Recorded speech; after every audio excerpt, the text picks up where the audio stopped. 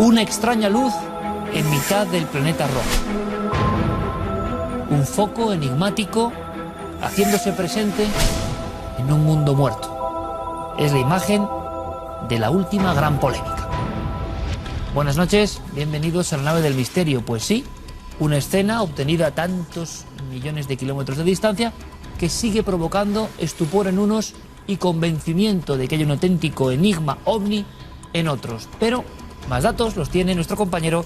Buenas noches, Santiago Camacho. Buenas noches, Iker. Pues Curiosity, ese espía robótico que tenemos dándose paseos por Marte y tomando fotografías para enviarnos paisajes del planeta rojo, nos ha enviado una muy curiosa y que habla por sí misma. Parece un foco de luz, parece un cañón de luz que sale de la misma superficie, de las mismas entrañas del planeta Marte. Imagínate, siendo Marte como es y lo que provoca en la gente, la controversia suscitada, desde términos ufológicos o conspiranoicos que ya hablan de que esa luz es indudablemente artificial y que es fruto posiblemente de una señal que nos están queriendo hacer o de haber pillado a unos posibles colonos extraterrestres que han abierto la ventana de su habitáculo, hasta científicos que creen que puede ser un fenómeno natural como unos géiseres de hielo que se detectaron recientemente, pero la propia NASA y otros expertos en tecnología espacial tienen una explicación mucho más mundana, pero que tiene pruebas y datos demoledores. ¿Cuáles son?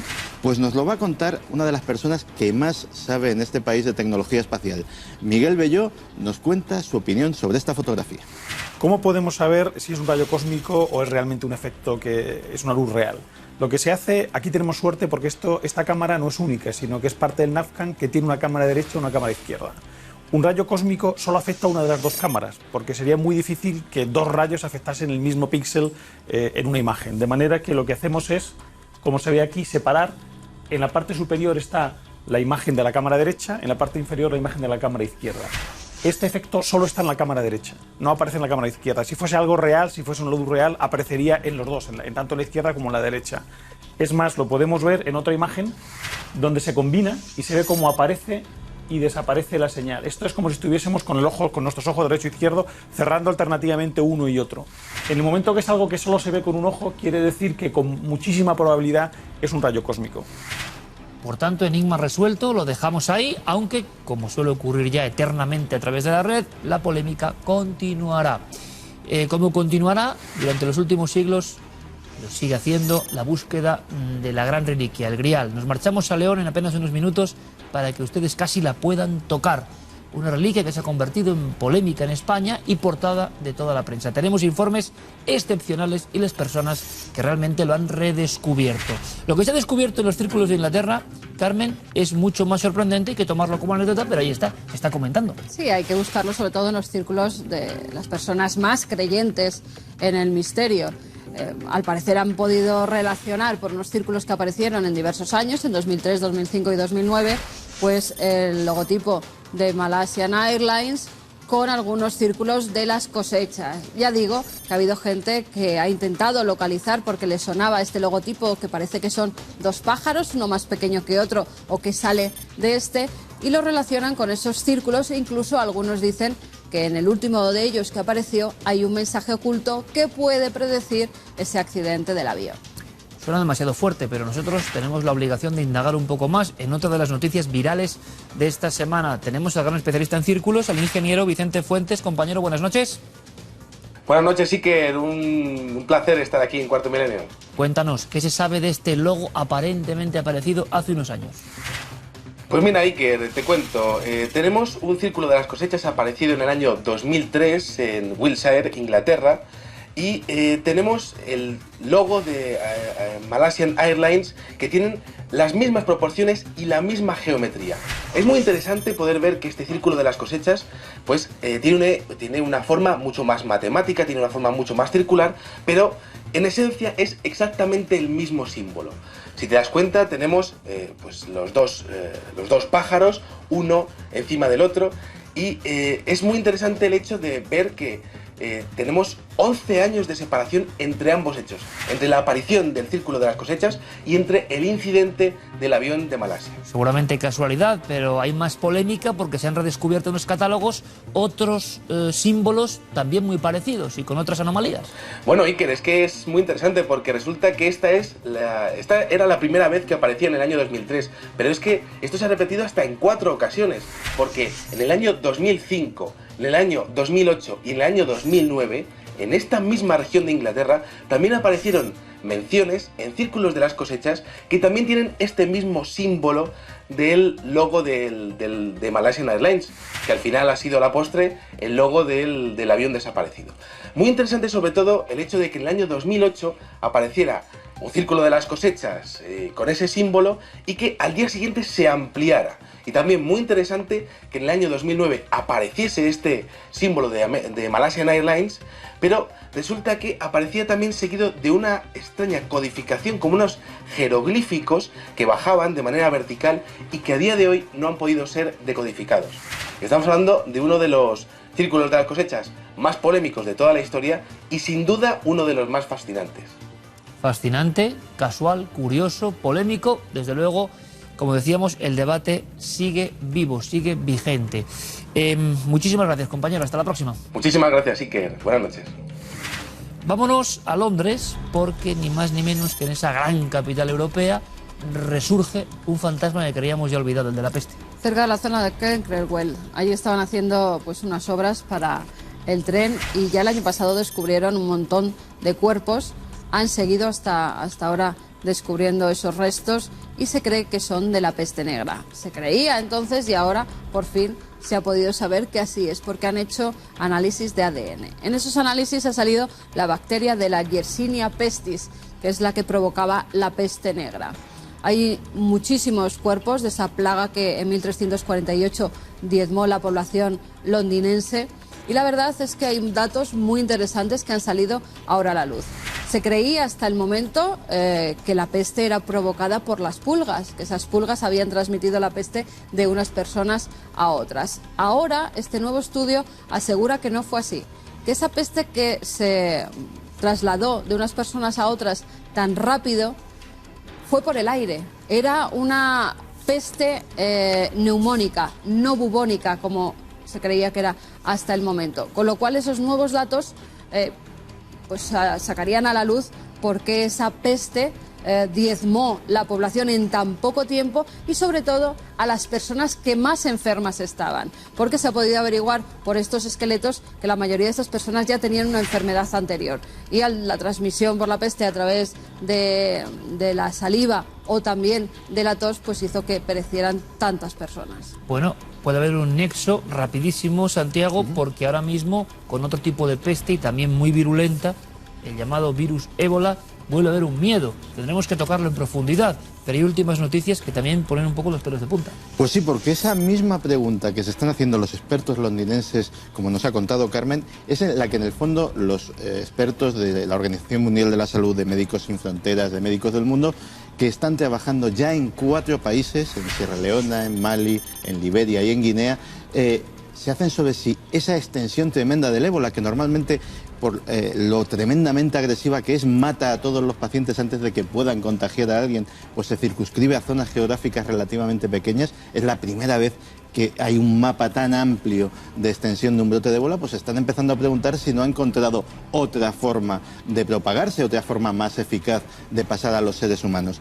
Y en Occidente de momento no ha habido casos y esperemos que no los haya, pero el pánico está ahí. Ha habido vuelos como sucedió en el aeropuerto de París que han sido puestos en cuarentena, ha habido falsas alarmas como la que sucedió en Estados Unidos cuando un pasajero que venía de África pues dio una serie de síntomas prácticamente idénticos a los del ébola, pero resultó ser otra enfermedad terrible, pero no tan contagiosa como es la fiebre hemorrágica de Lassa. En definitiva, estamos viviendo uno de los mayores brotes de ébola de la historia. Los expertos de las ONGs que están allí actuando dicen que puede tardarse hasta 4 meses en controlarlo y en esos 4 meses ya llevamos más de 100 víctimas. No se sabe el número de víctimas que alcanzará, pero a lo mejor pasa el récord macabro de la que tuvo más de 400 y pico víctimas, que ha sido el brote más virulento que ha habido hasta ahora. Bueno, hablaremos del asunto porque también hay versión de conspiración de los virus. Brevemente lo tocaremos en nuestro programa en las próximas semanas y seguro que con opiniones bien distintas. Algo se oculta, hay quien dice incluso que muchos de estos virus mortales fueron creados, ustedes lo saben, se dice, verdad o no, no lo sabemos, en laboratorios con algún tipo de idea de arma biológica. La rabia fue durante mucho tiempo un auténtico arma demoníaca. Se pensaba que los afectados por la rabia estaban poseídos realmente. Vamos a recorrer la Galicia profunda, vamos a hablar con personas que conocieron casos increíbles, 15 muertos por mordeduras de unos lobos que parecían para aquellas personas casi enviados del lado oscuro, y verán los remedios alucinantes, como coger una llave, ponerla al fuego, una llave de iglesia, y marcar para siempre al poseído por la rabia. Será un viaje en unos minutos, porque ahora los animales nos dan su cara más amable con esta historia increíble.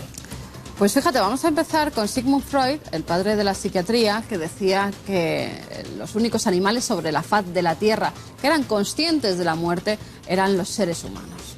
Pues no es así. Estas imágenes le demostrarían a Freud que los chimpancés, por lo menos algunos primates, también sienten la muerte de sus seres queridos. Muchos primatólogos están estudiando cómo se enfrentan estos a la muerte, por ejemplo, de su hijo pequeño. Vemos imágenes de un pequeño chimpancé de 16 meses al que la madre no solo toca la cara, intenta reanimar, incluso pone sus dedos en el cuello para ver si sigue teniendo pulso. Son imágenes en las que se ve cómo esa madre carga durante días, incluso semanas, y ha habido filmaciones en las que se ve cómo lleva al pequeño muerto incluso meses, porque se quedan los cuerpos momificados por el calor y la madre los carga durante meses para ver si reviven.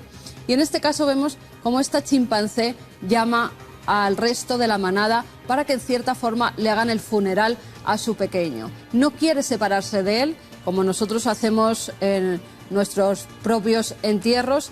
Les cuesta separarse, en este caso, de su chimpancé muerto, y como no, el resto del grupo acude a consolar a esta madre chimpancé que está desolada ante la visión que tiene de su hijo ya sin vida. Desde luego que es una imagen que no se puede olvidar. Tenemos la fortuna de contar entre nuestros amigos con científicos de la talla de Pablo Herreros, que realmente es una eminencia mundial. Este primatólogo nos da una clave más. ¿Sienten los monos el duelo? ¿Sienten la pérdida de un ser querido como podemos sentirlo casi nosotros? Lo que han encontrado algunos investigadores del Max Planck, que fueron capaces de grabar las escenas que sucedían después de la muerte de un pequeño, fue impresionante, porque la madre cuidaba del cuerpo, le quitaba los insectos, posibles parásitos, es decir, seguía interesado por el bienestar del pequeño. Y además el resto del grupo se fue acercando al cadáver y como presentando sus respetos, entre comillas, ya que no sabemos exactamente qué es lo que sucede, ¿no? En qué están pensando estos chimpancés, pero desde luego que los comportamientos recuerdan a algunos muy semejantes que exhibimos los humanos cuando un ser querido ha muerto. Cada noticia siempre un aprendizaje, también hay un momento de descompresión, ¿no?, de noticias más curiosas, a veces más aterradoras. Mundo insólito. Comenzamos en el Reino Unido, donde han desenterrado a una posible bruja, vampiro, zombie. Eso es lo que creían en la Edad de Hierro, porque al parecer la cortaron los pies, pusieron carne de carnero y de oveja encima de su rostro y la enterraron con un niño de 10 años. Los especialistas creen que hacían esto, lo de cortarle los pies y ponerlo en otro lado de la tumba, para que no se pudiera levantar e ir a por los demás vecinos. Además, lanzaban esa comida para que así tuviera alimento y de nuevo no se desenterrara y fuera a capturar a algún humano. Y continuamos, por desgracia, con carne humana, en este caso en Pakistán. Recordarán ustedes que hace unos años dábamos la noticia de unos hermanos caníbales que habían desenterrado a varias personas y se las habían comido. Pues bien, estos hermanos salieron de la cárcel y ahora han vuelto a ser detenidos porque de nuevo se ha encontrado en su casa una cabeza de un niño que acaba de ser desenterrada y un cuerpo que estaba cocinado. Se cree que se han comido a más de 150 personas y los médicos aseguran que es un trauma infantil que les viene desde que su padre mató a su madre delante de ellos y pudieron ingerirla entre todos. Y acabamos con una filmación en Australia. Una pareja que desde hace muchos años está buscando el Bigfoot, el Yeti. Bueno, pues puso una especie de trampa, unas manzanas, unas cámaras ocultas y ¡zas! Por la noche aseguran que cazaron la imagen de ese ser ya casi mitológico. La verdad es que las imágenes muy bien no se ven como dos ojos brillantes y una especie de mono. La ciencia ha dicho que puede ser tal vez un mono no identificado, pero que no creen que sea el Yeti. Bueno, pues insólito para algunos y desde luego realidad auténtica de fe para otros. Muy bien, la última cena. Hay evidentemente una escena que es absolutamente pilar en nuestra civilización. Y ahí hay una copa. Esa copa se convierte en un objeto anhelado, perseguido. Se han peleado todo tipo de culturas por ella. Hay varios griales, dicen, pero de pronto toda la prensa mundial, hace escasos días, indica que el de León, el llamado grial de Doña Urraca, es el auténtico, que hay pruebas, que hay análisis, que tiene un extraño poder y que hay una historiografía que lo demuestra. Van a estar aquí las personas que han redescubierto ese grial y nos van a contar cómo ha sido su aventura. Margarita Torres decía, estábamos inventariando una serie de piezas y alguien dijo, acabamos de descubrir la copa de Cristo. Nacho Ares ha seguido todos los detalles y nos plantea aquí una serie de enigmas. Ahí están las imágenes, tienen que verlas.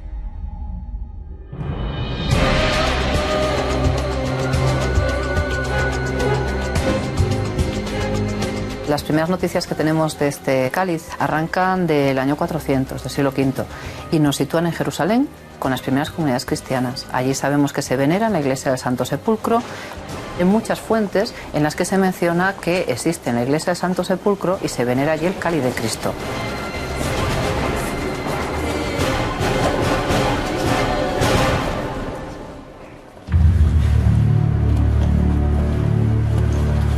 Hace 1500 años, Jerusalén custodiaba un modesto vaso de ágata que la historia identificaba con el Santo Grial, la copa que el nazareno empleó en la última cena y con la que se recogió su sangre en la cruz.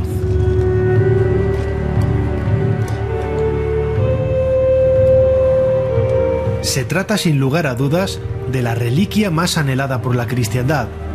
Según un documento hasta ahora inédito, ese tesoro, un poderoso amuleto al que la tradición ha otorgado poderes sobrehumanos, está hoy en la Colegiata de San Isidoro en León.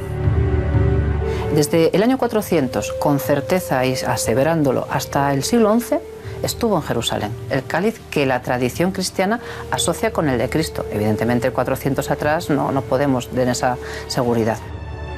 Ante la terrible hambruna vivida en Egipto en el siglo XI, su califa pidió ayuda a otros estados musulmanes. En la península ibérica, el emir de Denia respondió generosamente a la llamada de auxilio.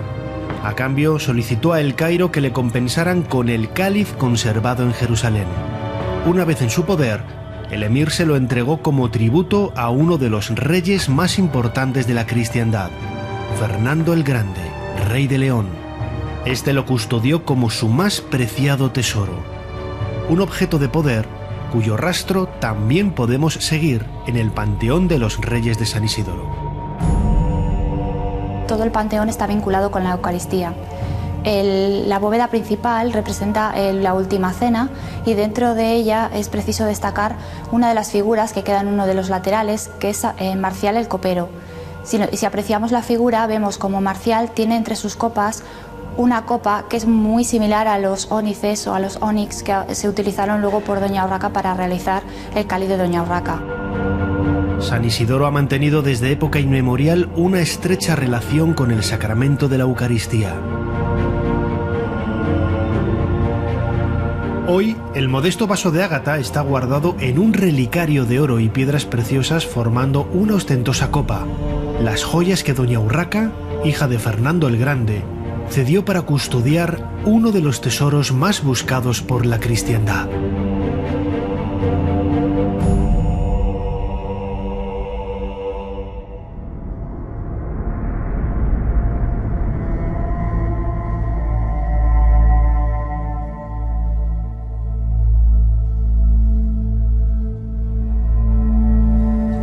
Revuelo internacional, historia de la máxima actualidad, aunque estemos hablando de ese objeto, precisamente ese que tienen ustedes ahí, el Grial de León. ¿Está la Copa de la Última Cena custodiada en León? Es una historia que yo creo que no va a dejar indiferente a nadie, que ya tiene su polémica, ya tiene sus voces y ya tiene sus misterios y secretos. Verán que hay 3 copas, luego explicaremos por qué. E incluso vamos a intentar devolver al Grial de León a un estadio primigenio y quizá comprendamos mejor su profundo enigma. Precisamente nuestro compañero Nacho Ares aparecía en portadas de la prensa internacional 5 continentes porque muchas personas en todo el mundo creen en la posibilidad de que esa copa esté efectivamente en un lugar sagrado como León. Hay un libro de impacto, lo tengo aquí y les aseguro que es difícil de conseguir ya y acaba de salir prácticamente al mercado. Los Reyes del Grial. Margarita Torres es, como ven, coautora de esta investigación. Ella es profesora de Historia Medieval en la Universidad de León. Sabe muchos secretos, sabe muchas historias y yo imagino que esta es la investigación de su vida. Marga, bienvenida. Gracias por estar aquí esta noche. Encantada, Iker, un placer, de verdad. Esta noche tan especial. Uf, y tanto, ¿eh? Las fechas en las que nos encontramos. ¿Qué instante? ¿Cómo empieza todo esto? Tienes unos documentos ahí que luego nos vas a explicar. Pero creo que el sopetón, tú que has pasado delante de esta copa y hemos podido estar juntos delante de esa copa y un día, ¡pam!, estalla la sorpresa. La extraordinaria sorpresa. Además, tal cual lo describes, porque comenzamos, el otro miembro de este tándem, ¿no?, José Miguel Ortega del Río y yo, con un proyecto de investigación normal, tantos académicos, en los que estábamos estudiando objetos islámicos, bueno, en San Isidoro. Y de repente un objeto nos llama la atención. ¿Qué hace aquí un arca de plata nielada tan extraordinariamente relevante y además perteneciente al primer ministro de un califa, de los más importantes califas fatimíes del Cairo? Los académicos acostumbramos a comprobar los datos. Mandamos a una persona a Egipto, vamos a ver si encontramos más datos sobre las supuestas relaciones. Y un buen día nos aparece, como tú bien dices, con noticias como las de estos pergaminos que tenemos aquí.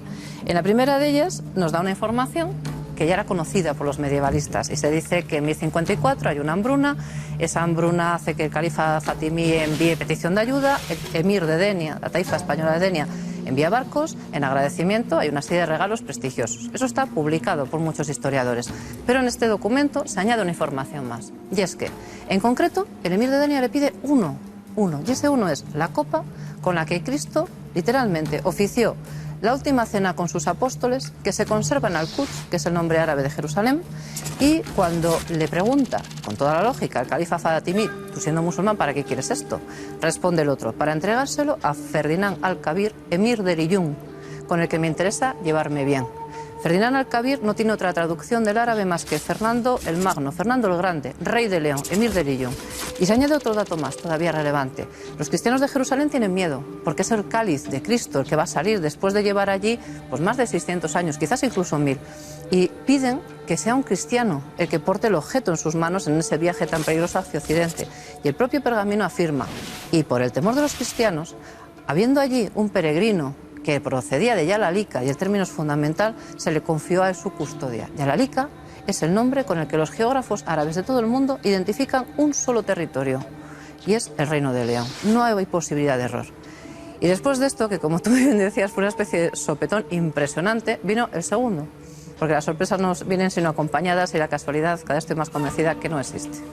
El segundo, en forma de este otro pergamino que tenemos aquí. Un pergamino en el que se da noticia de un hecho ocurrido en tiempos de Saladino.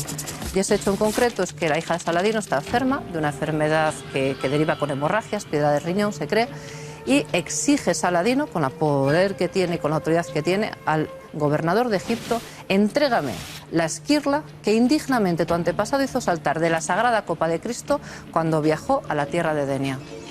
Y en ese momento en que tú estás en San Isidoro y giras tu cabeza buscando qué pieza es, automáticamente hay una, que es una copa romana, que tiene una esquirla, y no me olvidaré del momento en que dije, por favor, que no le falte la esquirla.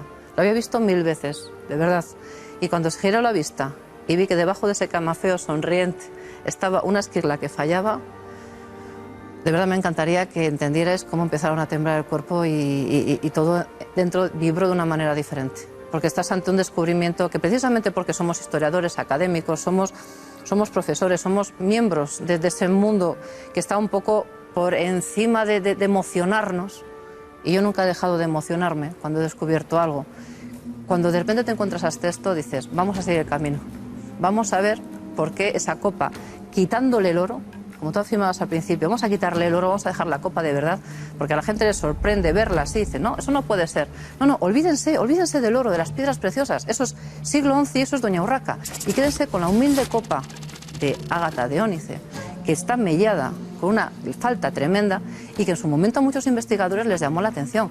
¿Qué reliquia sería esta, dijeron muchos, para que estando mellada, es decir, habiendo otros objetos mejores, ¿por qué una reina tan poderosa como fue Doña Urraca, que hasta está en la leyenda, es decir, es un personaje de primera magnitud de la historia de España, ¿por qué donó sus joyas personales para proteger una copa romana mellada?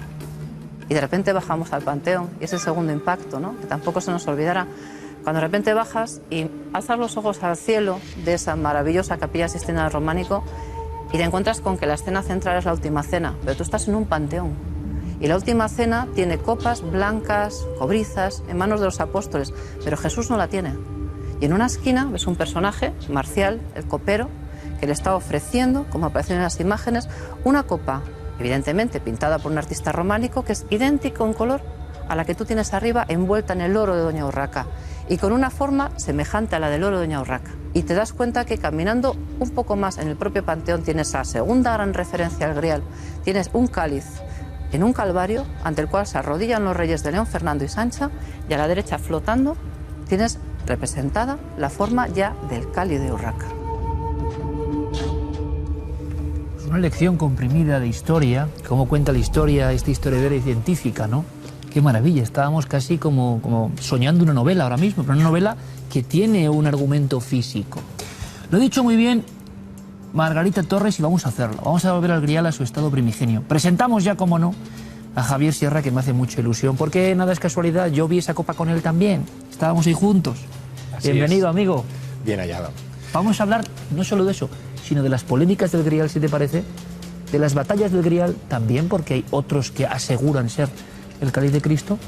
En fin, hay mucha corriente de fondo, ¿no? Hay mucho, pero yo creo que estamos viviendo unos momentos verdaderamente históricos, porque el cáliz de León viene respaldado con documentación, mientras que los otros cálices vienen muy respaldados con tradición, que son cosas diferentes. Javier, esa copa por tipología podría ser la de la Última Cena. Ahora vamos a entrar en ello, ¿te parece? Tú que tanto has estudiado la cena secreta. Maestro Enrique de Vicente, buenas noches. Muy buenas noches, Iker. Tienes que estar aquí porque vas a ofrecer el plus, en el sentido de el simbolismo, mucho más que una copa, ¿verdad? Mucho más que una copa. Es mucho más que una copa, pero he de conceder a todo lo que ha dicho Margarita porque, primero, no hay duda de ningún tipo, en eso coincido plenamente con Margarita, en que el Grial está ligado a España. Enrique, antes de entrar en cuestiones más precisas, que hay muchas de las que hablar, después de esta introducción de Margarita creo que es difícil de superar, estamos todos visualizando ese Grial en concreto. Voy a pedir a Juan Villa que por favor, con toda la solemnidad que el rito requiere, devuelva al Grial a su estado inicial, al estado que pudo tener en la Última Cena, ni más ni menos. Juan, por favor, buenas noches, compañero. Y observen con mucha atención, creo que es difícil dar más datos, pero Marga, si me lo permites, mientras Juan hace eso, ¿podrías contarnos si por tipología, por el material, eso puede coincidir con esa escena absolutamente esencial de nuestra historia como es la Última Cena?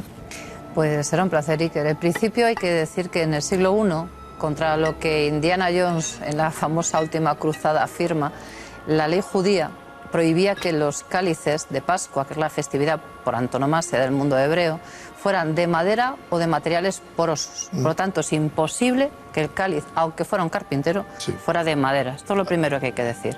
Lo segundo, que cuando se observa, técnicamente se llaman a ese tipo de copas, se les llama basa murrina. Aparecen citadas en las fuentes romanas, Séneca habla de ellas, muchos otros autores. Las hay a lo largo y ancho del mundo, en el British Museum. En el Paul Getty hay una prácticamente idéntica a la nuestra. Y podemos ver más ejemplos. Cronológicamente nos situamos entre el siglo II a.C. y el siglo I después de Cristo, es decir, precisamente en la época en la que nos movemos. Esto era muy común entre la aristocracia, tanto judía como romana, es muy común, es una vajilla buena, pero tampoco espectacular, es una vajilla buena, y es normal que si te viene quien tú consideras es el Mesías, quien tú consideras es el Rey de Reyes, quien tú consideras que es tu maestro, evidentemente le sacas lo mejor que tienes en tu casa. Es decir, no es incompatible que Jesús sea pobre con que quien le sigue y le reverencia le agasaje con honor. Javier, Enrique, y abrimos un poco la conversación en esta mesa sobre el Grial. ¿Qué poder tenía esta copa? Porque estamos hablando evidentemente de algo que va mucho más allá de lo material. ¿Por qué se ha perseguido durante siglos? Bueno, hasta los nazis, ¿no? Tenían un interés especial. ¿Por qué? Sí, pero los nazis tenían esa obsesión por el cáliz físico, como un talismán, una obsesión por la magia ritual, no los nazis, sino en concreto el gran ocultista del nazismo, que era no Adolf Hitler, como mucha gente cree, sino Heinrich Himmler, el nefasto gran maestre de la Orden Negra de las SS. Entonces, en ese sentido, ¿qué es el Grial? El Grial es el símbolo de lo femenino, al igual que la espada, no lo digo yo, sino lo dicen un montón de historiadores. Ryan Eisler, entre otros, es el símbolo de lo masculino, es decir, el vientre y el falo. Pero ante todo, el Grial es un ideal muy ligado ¿a qué? A devolver su frescor, su riqueza a la tierra baldía. Sigue siendo, por tanto, un arquetipo absolutamente válido en nuestros días. Es un ideal, una búsqueda espiritual, la búsqueda del Grial, no la búsqueda de un objeto. Y es algo que nuestro tiempo reclama más que nunca. Por eso fascina. Al final yo creo que no se trata tanto de qué poder exactamente pueda tener cualquiera de esas copas, sino qué poder le atribuimos nosotros. Y en este caso lo que se está poniendo en evidencia es que un objeto que ha estado en la urna, en la vitrina de un museo, en la Colegiata de San Isidoro en León, en este siglo XX-XXI, durante los siglos anteriores fue un objeto que recibió mucha devoción, mucha intensidad litúrgica, y que ha pasado desapercibido hasta que nos hemos dado cuenta realmente de lo que es. Fíjate si es importante que, a diferencia de todos los demás griales, la joyería que le hizo doña Urraca ya en plena Edad Media es una joyería pensada para proteger la piedra. Había todo un cuenco de oro para proteger la piedra, para beber directamente del oro y que los labios no tocaran lo que era sacrosanto. Y eso ha pasado desapercibido hasta que hemos desmontado el Grial y nos hemos dado cuenta de lo que había debajo. Cuando se desmonta el cáliz, efectivamente, el oro está de una forma tan extraordinariamente delicada, rozando, acariciando donde posó los labios Jesús, si es la copa de Cristo, como pensamos que es, por lo menos la venerada como copa de Cristo, que estremece darse cuenta que efectivamente los sacerdotes no oficiaban. Pero es que es más, si esto fuera la copa, lo que es el cuenco de oro ni siquiera llega físicamente a pegarse. Hasta eso evitan. O sea, con una delicadeza. Sí, es extraordinario. O sea, realmente apoya así, pero no llega a tocar. En todo esto solo hay una cuestión que a mí me preocupa. Y es por qué si el Grial está en León, es decir, si como apunta toda esta documentación y es esta copa que tenemos aquí, ¿por qué los reyes de León no sacaron pecho? ¿Por qué no dijeron, yo tengo el Grial? Genial. ¿Por qué no lo mostraron a Europa como se hacía con las grandes reliquias o con las grandes conquistas? Estaba un poco en secreto, por Exacto. tanto. ¿Por qué? ¿Por qué? Pues mira, agradezco muchísimo que me hagas esta pregunta, porque mucha gente también lo tenemos en la cabeza. Nosotros lo tuvimos escribiendo el libro. Y la respuesta es, contextualicemos de nuevo. Nos movemos en 1054, el momento en que se produce ese envío. En 1054 la Iglesia se divide en dos. Es el cisma de Occidente, Oriente-Occidente. Y la reliquia más preciada de la cristiandad acaba de ser arrebatada de Oriente y llevada a Occidente. O sea que el secreto es una manera de proteger la reliquia. Es la única forma, pero añado más. Cuando Urraca se casa con Alfonso el Batallador entra en el monasterio de Sahagún, el otro gran monasterio de la monarquía, y arrasa con todas sus riquezas. Pero es que entró físicamente en San Isidoro y robó los tesoros de San Isidoro. Y robó hasta la patena, que gracias a ese robo sabemos que acompañaba al cáliz, y de la cual no tenemos referencias, porque la robó Alfonso el Batallador. ¿Y por qué no roba el cáliz? Porque se esconde. Ya, pero además él creía en otro cáliz, que era el cáliz de San Juan de la Peña. No, Eso es ¿no? importante, eso es muy importante, Enrique. Pero él le da una importancia tremenda, no solo nace en Huesca y va a morir en Huesca, sino que él se refugia en San Juan de la Peña. Pero antes de eso, porque es importante, antes de entrar en esto... Muy importante. Sí, bueno, hay que hacer alusión a que ese cáliz de San Juan de la Peña es el que luego es que vamos se a hablar cree de que él. va a parar. Yo creo a que Valencia. Javier, que sabe resumir perfectamente las cosas, para entrar en esta disquisición, que realmente son tramas de la historia, de nuestra propia historia, del interés, la batalla, la sangre en ocasiones, el drama, el objeto sagrado, la persecución durante tanto tiempo, el secreto, como decían ahora. Javier, ¿qué te parece? Ahí tenemos 3 copas. El Grial de León perfectamente explicado. Pero hay otras 2, que yo no sé si hay una pugna. Hemos elegido 2. Una porque es española y se está hablando de ella. Ese otro cáliz de Valencia que tuvo sus estudios y aquí hemos hablado de él incluso. ¿Nos lo puedes resumir un poco, Javier? Muy resumido, lo que dice la tradición es que ese cáliz fue con el que se oficiaban las misas de los primeros cristianos en Roma. Sería el conocido o posiblemente conocido como el cáliz de los apóstoles, el cáliz de San Pedro. Y en un momento dado, en el siglo III, Sixto II, en medio de las persecuciones que los romanos están haciendo contra los primeros cristianos, decide poner a salvo ese grial y se lo entrega a su diácono, que es un hombre conocido como Lorenzo, que es originario de Loreto, en Huesca. Este hombre toma ese grial y no se le ocurre mejor escondite que su patria chica, así que se lo trae a España, lo deja en casa de sus padres y a partir de ahí se empezarán a construir templos para proteger esa reliquia, siempre dedicados a San Pedro. Esa es una pista siempre a seguir. Llega a Jaca. En Jaca se construye la primera catedral del Nuevo Reino dedicada a la protección de esa reliquia. De Jaca pasará en el año 1071 a San Juan de la Peña, que es la primera referencia histórica realmente que tenemos de ese grial. Y la siguiente referencia histórica que tenemos ya es del siglo XIV. Y es en el momento en el que sale de su lugar en San Juan de la Peña para terminar en la Catedral de Valencia en el siglo XV. Muy resumidamente, ese Perfecto. es ¿Y el otro que tenemos como otro ejemplo de griales que hay por el mundo? Bueno, es el claro ejemplo de cómo cada vez que un museo recibe una pieza de estas características le llama Santo Grial para darle publicidad.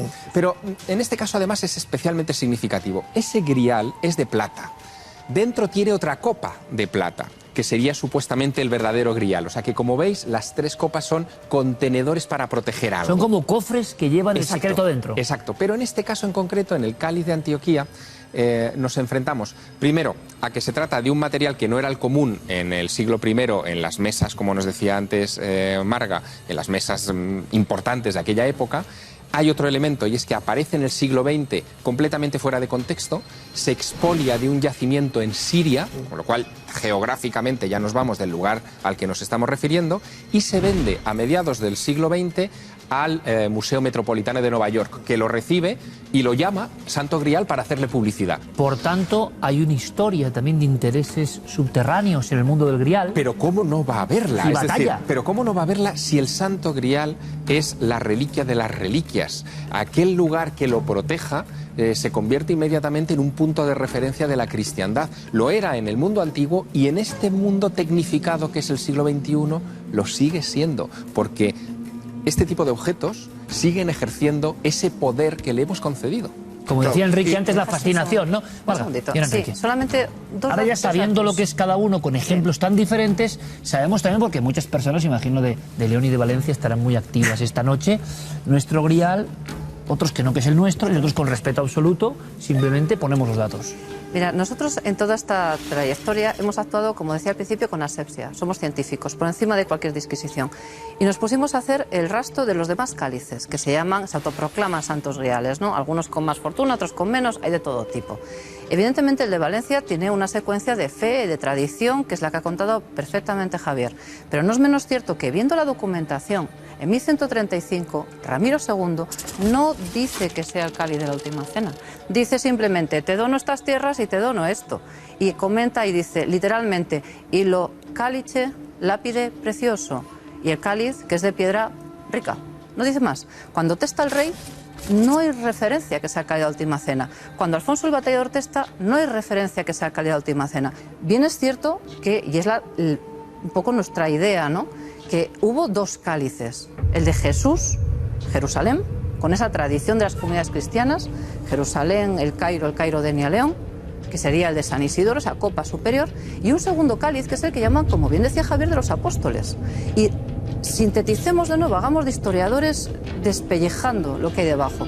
¿Qué es lo que dice la leyenda de Valencia? La leyenda de Valencia afirma que es el de San Pedro y los papas. No son incompatibles, es que no son incompatibles. Podemos tener que la tradición pretende asociar a San Pedro cálices, y el por otro. tanto. Claro, y que eso es importante. Y a mí me gustaría que nuestros amigos valencianos vieran que la tradición que ellos tienen y que enlaza, y lo comentaba Javier, o sea, las advocaciones a San Pedro son constantes. Y las relaciones con Roma, y también es fundamental recordarlo. Y puede ser ese cáliz de los apóstoles. Y es que, Marga, Sí. no hay más que verlos uno al lado del otro para ver que en su tipología es el mismo tipo de objeto, es la misma clase de objeto, son dos cuencos de piedra. Sí, porque el de Valencia Pero- podría hacerse lo mismo, ¿no? Quitar todo el ornamento. Exactamente, le Pero hay quitamos más. todo el soporte y tenemos el cuenco. Hay más. No tenemos, primero, ninguna forma, salvo la documental, y siempre para los historiadores, tú lo sabes mejor que yo, será escasa de decir que el cáliz de León y el de Valencia tampoco son el cáliz de Jesús. Para eso haría falta ¿qué?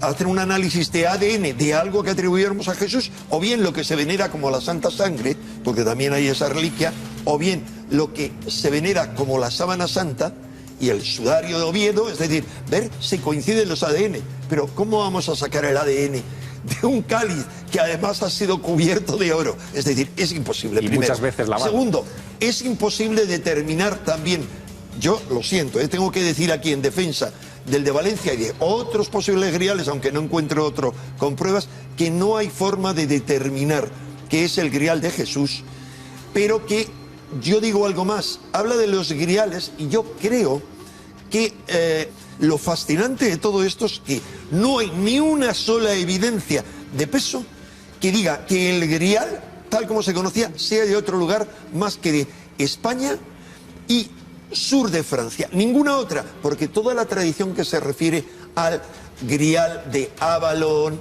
digamos de Glastonbury, con el rey Arturo, es una historia diferente de entronque totalmente celta, es el caldero de Lug y una tradición de ese tipo. Cuidado, que tiene los mismos atributos que el grial, porque estamos hablando de un mito, de un arquetipo, de algo que escapa a la comprensión y que tiene mucho más poder que cualquier cosa material o racional. Margarita, en tu opinión, para poner ya el punto final prácticamente, ¿crees que realmente, a pesar de las dudas que manifiesta, por ejemplo, Enrique, o que pueden surgir, tú crees en lo personal, ¿no? Porque imaginamos a la historiadora, yo creo que, repito, que es muy de novela, ¿verdad, Javier? Desde luego. Tú que manejas ese... Estamos haciendo un trabajo rutinario sobre objetos del Islam y de repente aquí tenemos la copa de Cristo, ¿no? Es el inicio de una novela maravillosa. ¿Para ti crees que puede ser realmente la copa que tuvo Jesús con ese poder? Sinceramente, ya yéndonos del academicismo, ¿no? Sí. Mira, el hecho de estar preservado como está, el hecho de estar protegido como está, el hecho de que una reina tan poderosa como Urraca regalara sus joyas y sobre todo la delicadeza con la que se impide que un sacerdote pueda colocar sus labios, cosa que en el de Valencia no ocurre. Y quiero llamar simplemente eso la atención. ¿Cómo impides que hasta llegues a tocarlo? Tiene 4 grandes tirantes, está protegido, es como una caja fuerte. Y después el momento de tocarlo tan especial, de verdad, francamente sí creo que si hay alguno que tiene todos los boletos, francamente es el de León, igual que creo honradamente que el de San Pedro es el de Valencia. O sea, cuando lo tocaste, la piedra, Fue muy especial, también hay creo. otro código que no es historia ni es ciencia, pero que está. Bueno, qué interesante.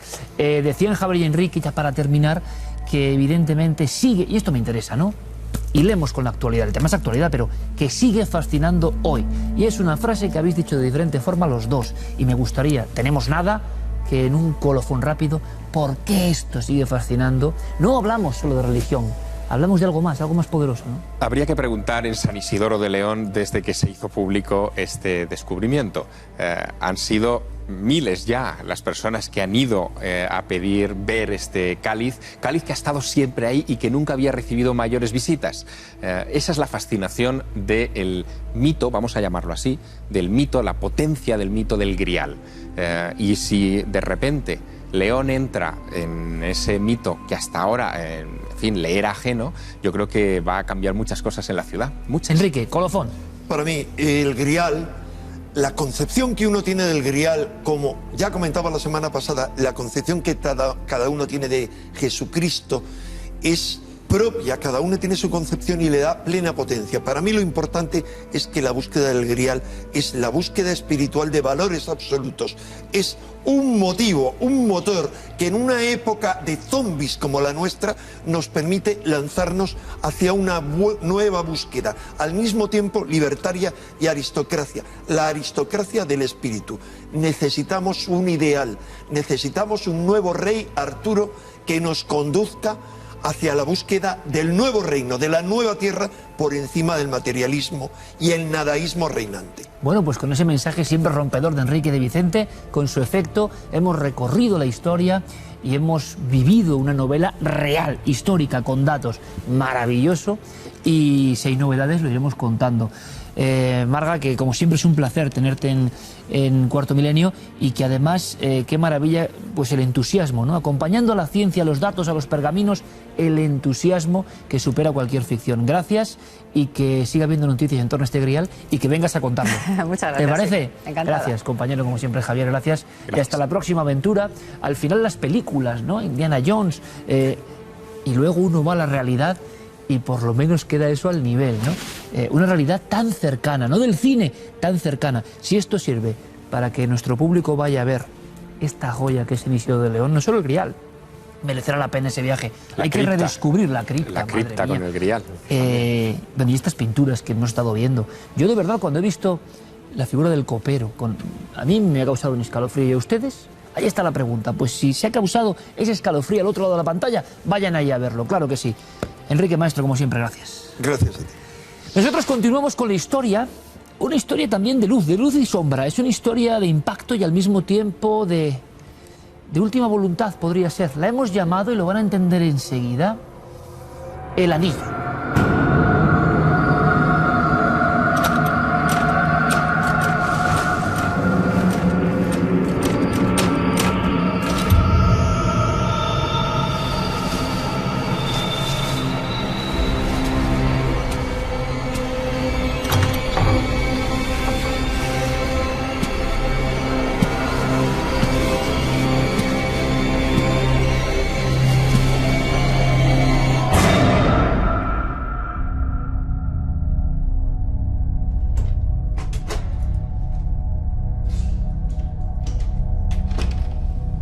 Viene a visitarnos para contarnos su historia, esta historia que hemos titulado El Anillo.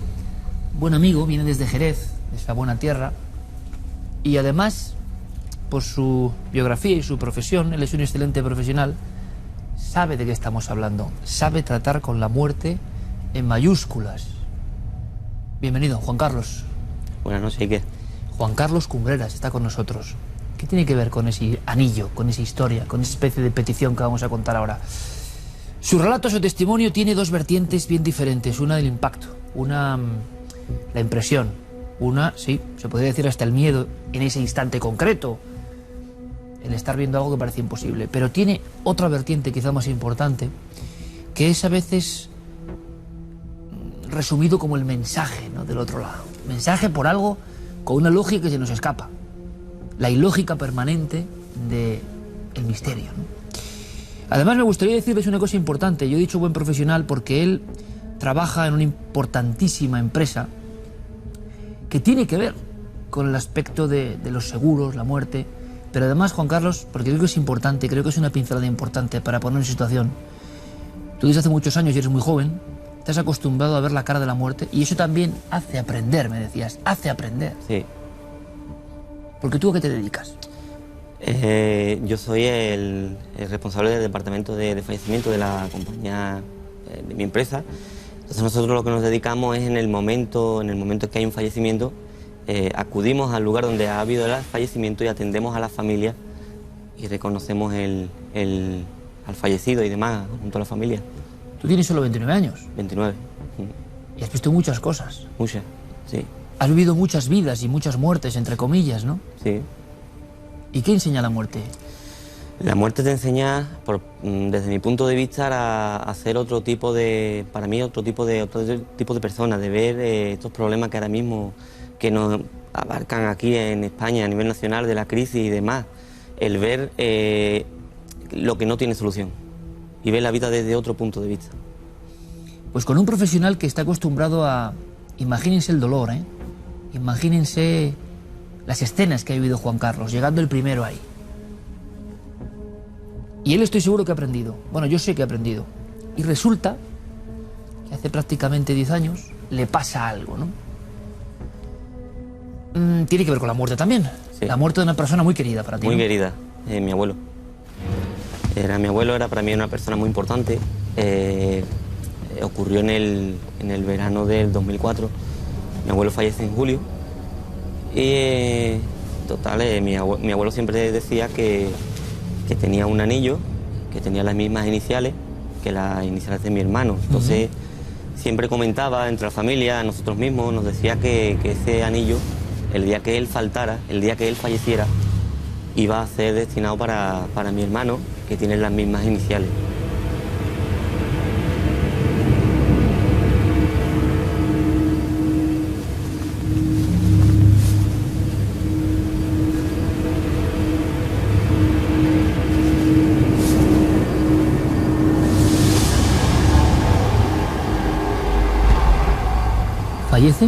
¿Fallece? Fallece mi abuelo y mi abuela no encuentra el anillo por ninguna parte. Es más, mi abuela lleva diciendo desde que fallece mi abuelo, a la semana más o menos, que la ropa que mi abuelo tenía la iba a donar a una residencia de ancianos. El anillo no aparece por ningún lado. El anillo no... nada. Una noche, me acuerdo, mi abuelo falleció en julio, era en agosto. Estoy durmiendo en mi casa, estoy acostado y escucho yo duermo con la puerta cerrada. En mi cuarto de casa de mis padres, donde yo vivía antes, daba al pasillo. La noche que estaba durmiendo, pues escucho el pomo de la puerta intentar abrirse, como hacer un intento de abrir.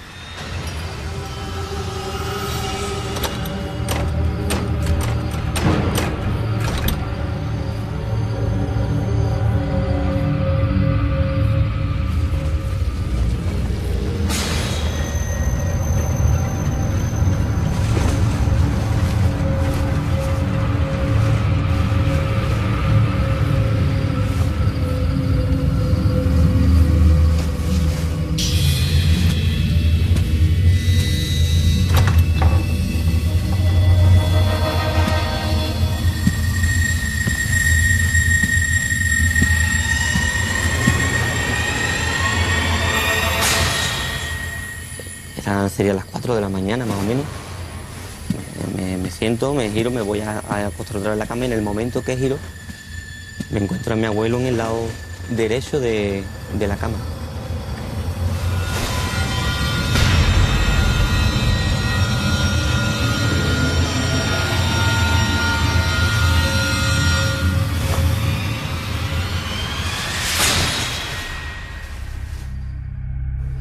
Era él, vamos, era totalmente una persona física. ¿No estaba soñando? No. ¿No era alucinación? No. La verdad que... ¿Él te mira?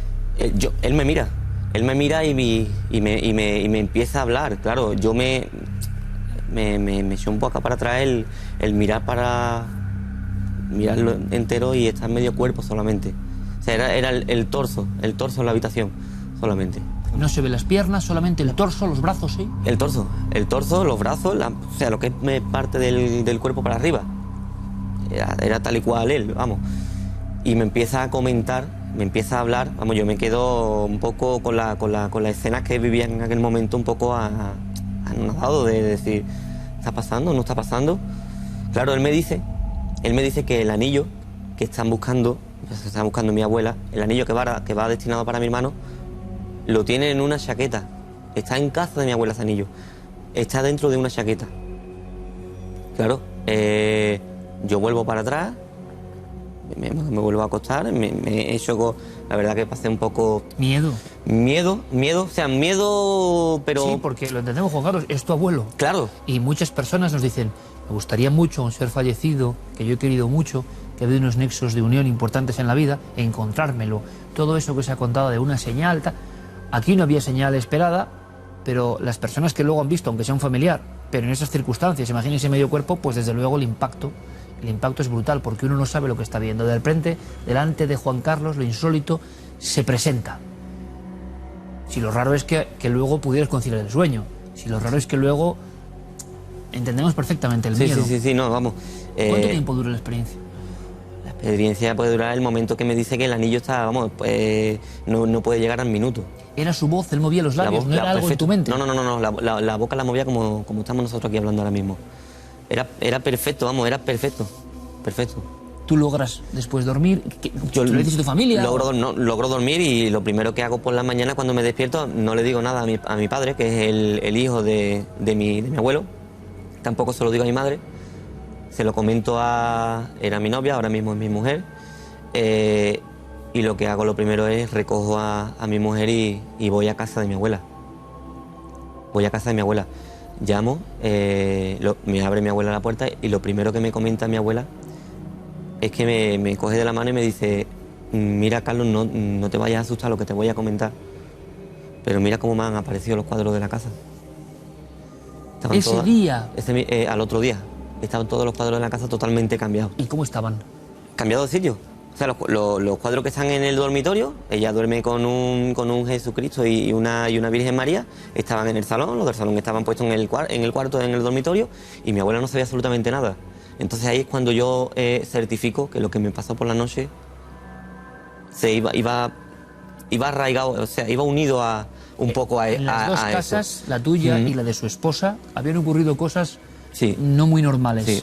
Y cuando cuentas a tu abuela la experiencia, ¿qué pasa? Cuando se la cuenta a mi abuela se sienta, me dice: yo el anillo soy harto de buscarlo por todos lados.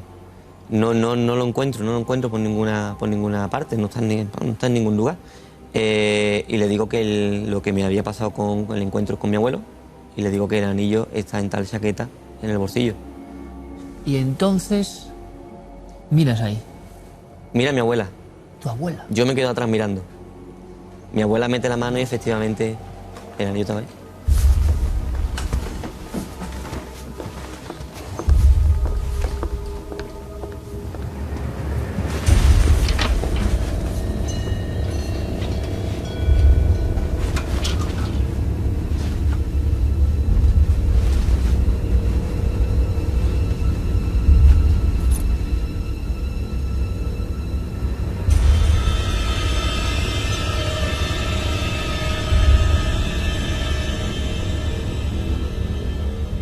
Nadie sabía que el anillo estaba ahí. A mí era el mensaje que me había dejado desde el más allá. No vuelve a ocurrir nada extraño ni en casa de tu abuela ni en tu casa respecto a tu abuelo. Se cierra el círculo. Sí. Y ese anillo con las iniciales que tu abuelo quería que estuviese en la mano de uno de sus nietos, que coincidía en el nombre y su importancia a veces. Nombre y apellido. Y tu abuela, imagino que el shock es brutal, ¿no? A día de hoy todavía no se lo explica, no me lo explico ni yo. Yo la verdad que era creyente en estos casos y demás, pero desde que me ocurrió esto, vamos, lo certifico totalmente, la existencia de que hay otro mundo. Juan Carlos, qué bonita historia, permíteme el miedo, pero qué bonita historia también, ¿no? Y bueno, pues quería el abuelo, ¿no? Que eso ocurriese de esa forma. ¿Qué se puede decir a tanta gente? Creo que cada vez menos, ¿eh? Tanta gente que cuando ve esta verdad, esta honestidad, esta normalidad de un gran profesional como Juan Carlos, que bueno, tiene esto en su vida y le ocurrió así. Todas esas personas que intentan explicarlo como una anomalía, un sueño, una fantasía, un deseo. El problema del misterio es que no se puede expresar muy bien con palabras, a veces. Pero ¿tú qué les dirías a todas esas personas que siguen siendo muy escépticas y que pueden estar escuchándote ahora mismo, comentando el programa y que no se lo creen?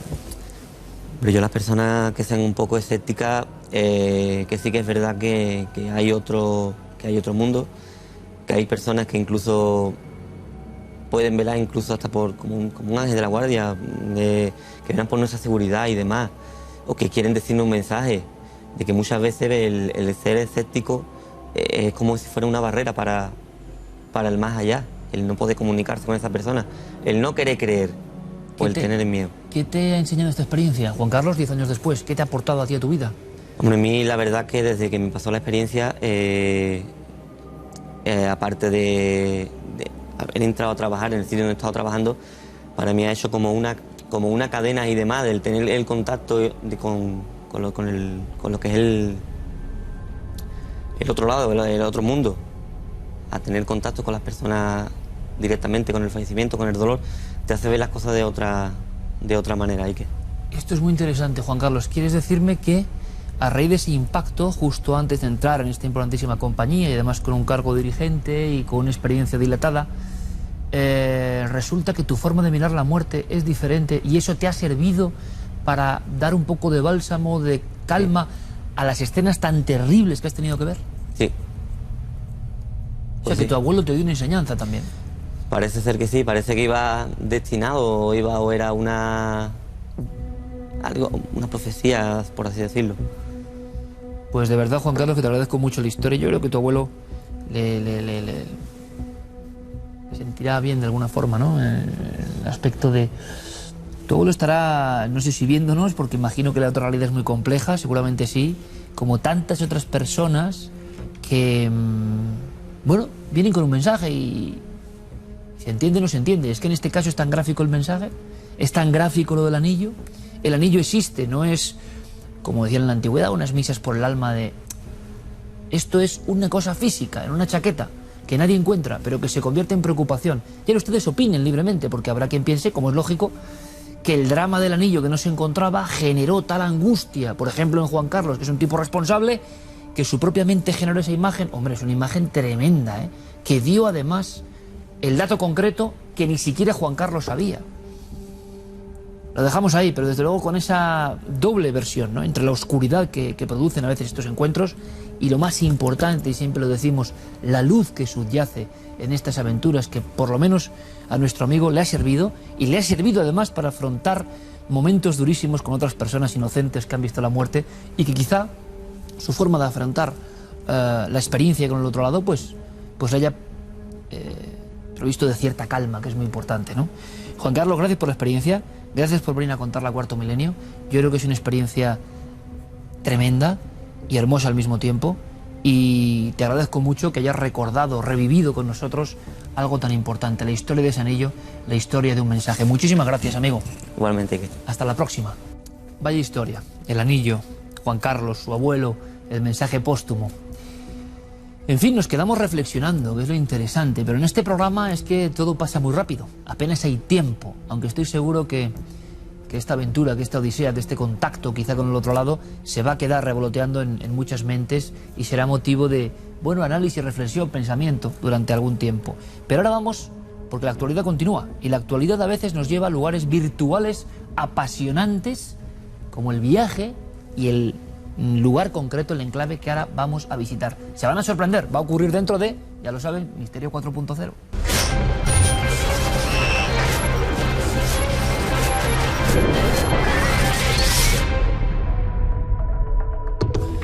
Y a estas horas de la noche aprovechamos para viajar. Hay una doble vertiente muy interesante: lo tecnológico, lo que nos aporta, y el lugar en sí, el enclave, lo que nos ofrece. Estoy seguro que muchos espectadores no conocen este sitio y va a merecer la pena, de verdad. Conectamos con algún lugar no determinado de la costa cantábrica. Allí está un hombre que siempre está vigilando la red. Diego Marañón, buenas noches, amigo. Muy buenas noches, Iker, ¿cómo estás? Menudo sitio, ¿qué has buscado? Menudo sitio, sí, es un sitio que, bueno, si hablamos de Cartago, de Petra, de Nínive, son sitios así, ¿no?, que al pronunciarse evocan de inmediato un pasado mítico de dioses, de imperios, de batallas, lugares que fueron predestinados a contener las obras más sagradas de la humanidad. Bueno, esta noche quiero invitarte a viajar hasta una ciudad que permaneció oculta durante 5 siglos en mitad de la selva y que sin embargo ha llegado prácticamente intacta hasta nuestros días como el mayor conjunto de templos del mundo. Es la ciudad de Angkor, al sur de la península de Indochina, un parque arqueológico de más de 300 kilómetros cuadrados con centenares de santuarios budistas e hinduistas desde el año 1000 y que en nuestros días se ha convertido en una especie de nueva meca del turismo espiritual. Y es que Iker, con sus luces y con sus sombras, nos guste más o nos guste menos, Google lo ha vuelto a hacer. Después de inmortalizar lugares pues como Pompeya, como el Monte Fuji o como el Taj Mahal, hace escasamente unos días ha presentado su nuevo y espectacular proyecto. Se trata del primer mapa digital de los templos de Angkor. Con él vamos a poder visitar de forma virtual este complejo monumental que fue declarado Patrimonio de la Humanidad por la UNESCO. Estoy recordando ahora mismo, haciendo a veces ese bucle sentimental entre lo tecnológico, los píxeles y lo que yo he vivido, ¿no? Que eran las portadas de Mundo Desconocido, la más mítica revista que ha habido de estos temas, con Anchor, ¿no?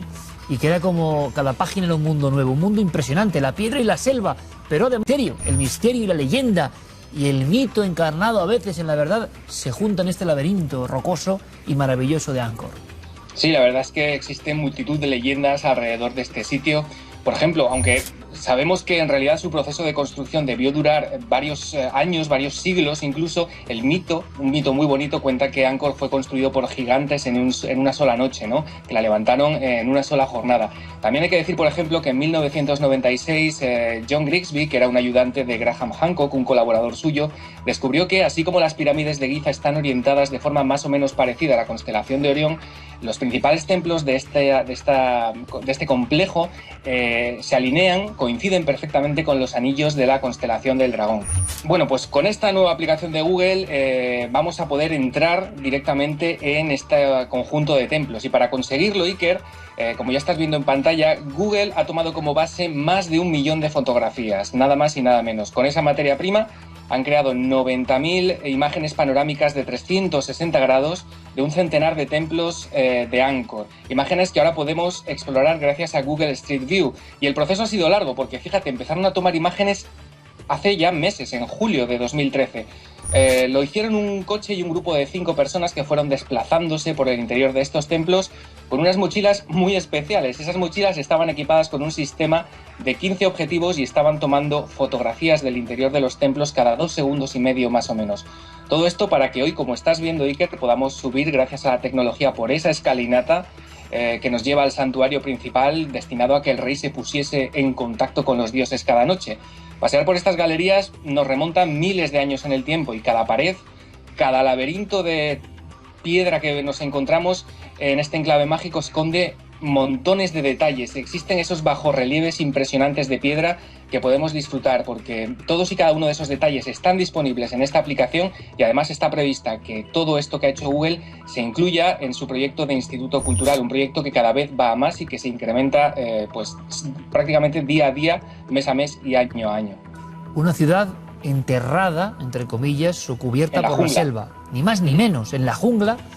¿Qué cronología? Para acabar simplemente, para tocar el misterio, ¿de qué antigüedad podríamos estar hablando pensando en los primeros pilares de este mundo que nos has mostrado hoy, Diego? Pues no se sabe muy bien porque, y además esto forma parte de la leyenda, cada expedicionario que ha ido allí desde que lo descubrió un francés en el siglo XIX tiene su propia teoría, pero como te digo, forma parte de ese complejo de ciudades que siempre entre el polvo del desierto o entre los árboles de la jungla se esconden y que poco a poco pues están siendo descubiertas para nuestro propio disfrute y con la ayuda de la tecnología eso cada vez es más fácil, Iker, así que es una buenísima oportunidad para adentrarse en ello. Es que a este lugar le llamaban, sin razón, la ciudad sin tiempo. Diego Marañón, fantástica crónica. Hasta el próximo viaje, que sea tan luminoso, tan hermoso y tan enigmático como este. Un abrazo, compañero. Lo intentaremos. Buenas noches, Iker. Nosotros emprendemos ruta más corta, pero no por ello menos misteriosa. Vamos a Galicia, vamos a esos bosques que hemos recorrido más de una vez, a esas corredoiras, a esos lugares donde llegó la luz y dicen algunos que por eso se espantaron los fantasmas. No lo creo. Creo que los fantasmas, los mitos, los presagios, las leyendas, los infortunios en ocasiones siguen siendo criaturas del bosque. Criaturas de un bosque espiritual, de un bosque encantado que es capaz de asustarnos, ¿no? O de advertirnos. Hemos hablado de la Santa Compañía, hemos hablado de las procesiones de muertos, de la Estadea, de un sinfín de cosas de la cornisa cantábrica. Pero lo que nunca hemos hecho es hablar de animales, animales puros y duros, bellos animales, animales que nosotros queremos, pero que se convirtieron casi en emisarios del maligno y lo van a entender perfectamente. Y es que portaban una enfermedad que al mismo tiempo era una maldición. Yo me acuerdo, ustedes, por ejemplo, mi abuela en Navarra, que me decía, ten cuidado con ese perro que igual tiene la rabia. A mí me llamaba mucho la atención, ¿no? Esta mujer, claro, había vivido otro tiempo, y un tiempo donde un perro extraviado, un perro asalvajado, asilvestrado, podía tener la rabia. ¿Por qué temían tanto mis abuelos a la rabia? Y imagino que los abuelos de todos ustedes, o sus padres, porque estaba en España, porque había generado muchas muertes, porque era un auténtico peligro, porque los remedios que luego veremos con el doctor Cabrera a veces dan más espanto que la propia enfermedad. La rabia convertía al sujeto casi en un poseído, además en las propias reacciones fisiológicas. Y entonces en Galicia, en ciertas partes de Galicia, había un auténtico temor. Había salmos, había tradiciones que de verdad pueden casi hilarse con las tradiciones de antivampiros de otro tiempo. Esta es la historia de unos ataques que están muy bien documentados. Unos ataques de lobos que acechaban en las zonas de Galicia muy concretas que vamos a visitar a los vecinos. Y se producía la rabia. Y entonces empezaba lo ancestral, lo atávico, la magia. Eso es precisamente lo que queremos contarles.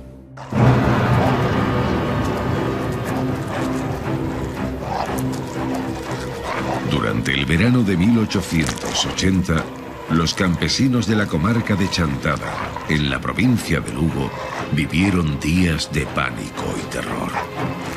Manadas de lobos merodeaban por varias aldeas de la Ribeira Sacra.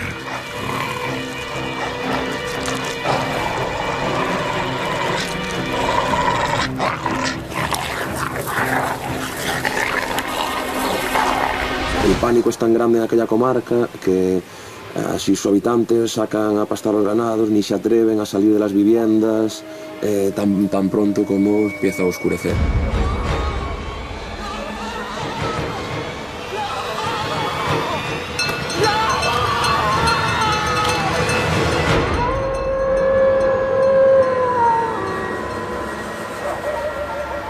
Los ataques se concretaron con resultados trágicos para algunos habitantes de aquellos bosques gallegos. Esto quedó plasmado en los certificados de defunción encontrados por Alfredo Pardo, entre antiguos legajos.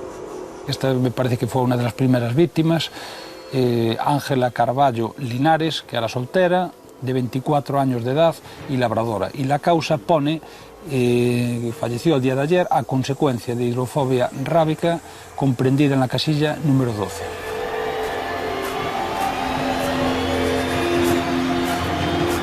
En tan solo unos meses hubo más de 40 personas atacadas y 15 víctimas mortales.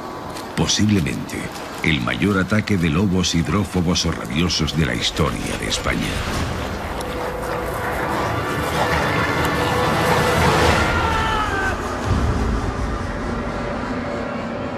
Después de más de 130 años, recorremos la comarca de Chantada para reconstruir los hechos sobre el terreno. La sombra del lobo sigue presente. Los primeros ataques tuvieron lugar en el corazón de la Ribeira Sacra, en la aldea de Nogueira, donde los lobos atacaron mortalmente a un joven de 22 años, hijo de un propietario de fincas. En su cementerio existen varias tumbas sin identificar. Quizá alguna pudiera ser de aquellas víctimas. Al pie de la tumba nos podemos encontrar un símbolo, una mano que es símbolo de ahuyentar malos espíritus y malos augurios. Por lo tanto, convive la creencia cristiana con la creencia más pagana, más tradicional, vinculada con los saberes prácticos de la naturaleza.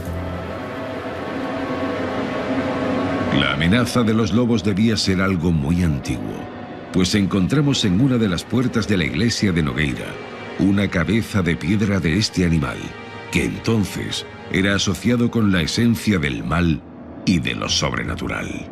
Todas las culturas del mundo tienen sus animales totémicos. En el caso de la Europa meridional es el lobo, y aquí lo vemos reflejado.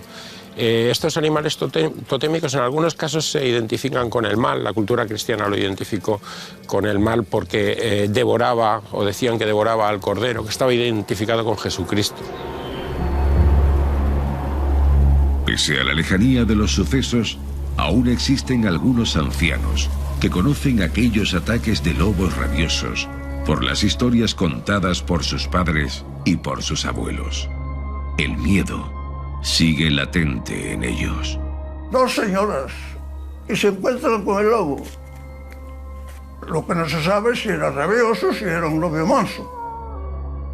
Ellos lucharon a pecho. Según contaba él, lo que contaban las personas aquí mayores.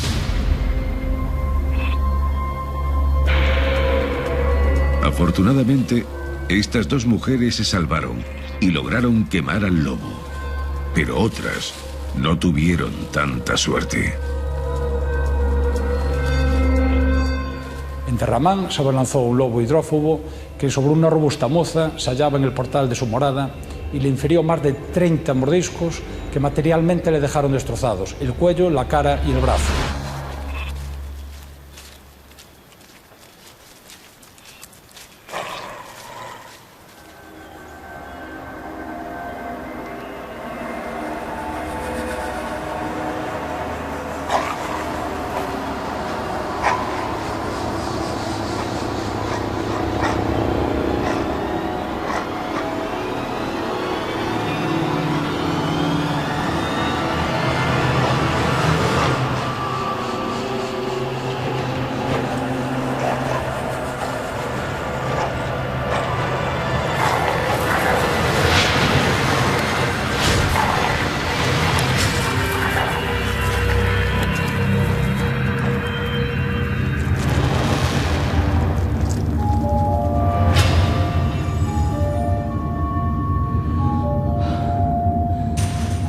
La creencia popular nos dice en esta zona que las personas afectadas por la rabia, antes de que tengan ningún síntoma de la enfermedad, saben que la tienen porque ven reflejada en el agua la imagen del animal que unos días antes, unas horas antes, les mordió, transmitiéndole la rabia. Pasar por un río, por un sitio donde hubiera agua, que había reflejado en el agua, que había reflejado o animal que había atacado. Fosse un lobo, fosse un perro, fosse o que...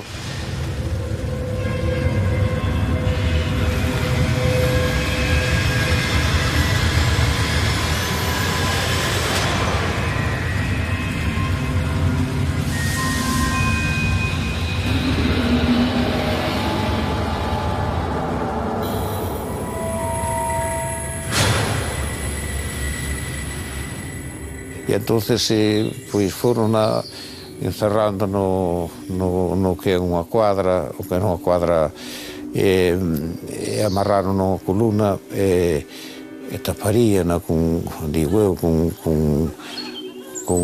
como puderon, como familiares que eran. E entonces suavizabanlle, mandaronlle suavizar os médicos con halla e cebola para suavizar a rabia hasta que morrer.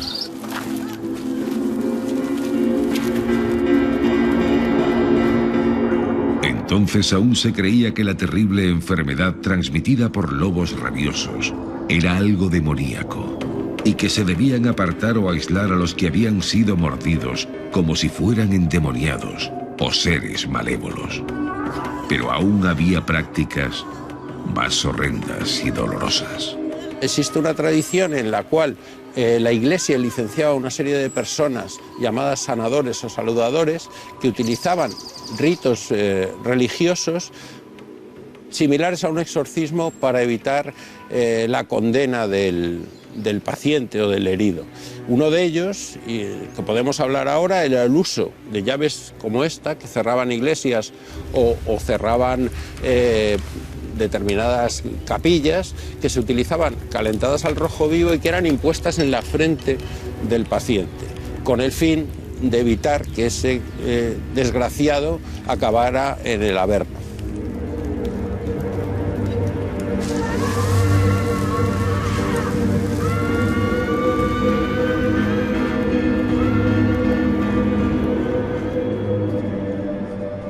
Después de varias semanas de miedo y espanto en Chantada, el capitán general de Galicia solicitó al ministro de la Guerra que enviara tropas de infantería a la comarca gallega.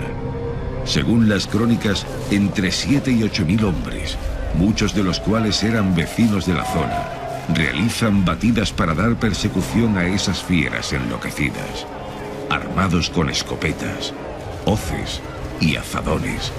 Abatieron a decenas de lobos. En principio, el 17 del 11 de 1880, pues se da por erradicada esta invasión de lobos hidrófobos y las personas mordidas pues van poco a poco pagando el tributo de esa terrible enfermedad. Ninguna de las víctimas o familiares recibió algún tipo de ayuda económica por parte de las autoridades. Al menos 15 personas murieron en el olvido. Su historia y la de esos lobos supuestamente endemoniados se desvaneció en medio de la niebla de los misteriosos y mágicos bosques gallegos.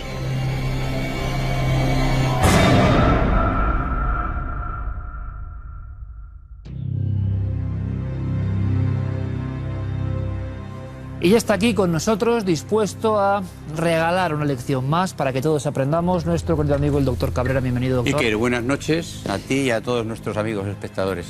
Que se van a sorprender una vez más. Fantástico lo que tenemos aquí. Acabamos de ver una crónica de la Galicia eterna, más que profunda, eterna, del miedo a la rabia. Antes de detallar algunas cosas asombrosas que tienes aquí, vais a hacer una lección de historia de la medicina sorprendente. Claro, es que la rabia, cuidado cómo era tratada la rabia, qué concepto sociológico y de maldición tenía encima. Bueno, de hecho, aún cuando hoy un niño es travieso, le llamamos está rabioso. Es decir, la palabra rabia tiene connotaciones religiosas, connotaciones psicológicas, connotaciones hasta políticas. ¿Qué rabia tuvo tal rey que empezó una guerra?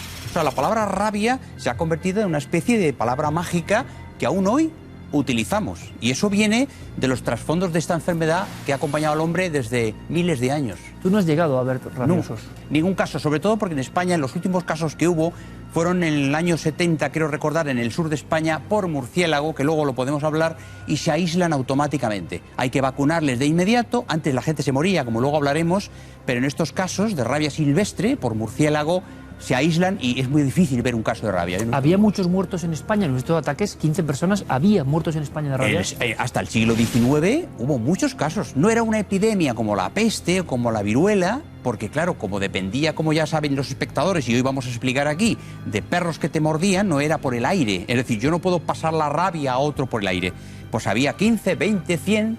cuando sobre todo los perros, por ejemplo, o lobos o coyotes aquí no, porque no es el animal de nuestra zona, mordían a las personas en los pueblos. Pero una cosa más, doctor, ¿cómo era el comportamiento del rabioso? Es decir, ¿por qué hemos visto ese temor casi atávico de dejar o arrojar ajos, casi conexiones con el vampirismo? O sea, ¿cómo se comportaba el rabioso? Porque hay mucha literatura sobre eso, pero realmente... La rabia, para que la gente lo tenga claro, es una enfermedad en la cual el cerebro se inflama, es una encefalitis que produce un virus que destroza el cerebro. Por lo tanto, el que tiene la rabia se muere en el 100% de los casos. No se salvaba nadie. Y hasta que moría la persona entre atroces convulsiones, cambiaba su conducta. Empezaba a correr, agredía a los otros, no podía abrir la boca, con lo cual parecía que tenía miedo al agua y le llamaban hidrofóbico, es decir, fobia al agua, insultaba. Era un poseído, y muchos de estos poseídos acabaron en la Inquisición, en las hogueras, o se les ataba en un palo hasta que se murieran. O sea, luego lo podemos ver. No había otra historia. Y además miedo a que ese rabioso contagiara a otras personas. ¿Por qué? Por la acción de ese rabioso mordiendo podía trasladar ese virus. Perfectamente, porque y lo el virus, hacían los rabiosos. Lo hacían porque si tú ibas a coger a un rabioso, ¿cómo se defendía? El rabioso, enfermedad de rabia, mordiéndote. Y con esa mordedura, y además tenía una fuerza sobrehumana.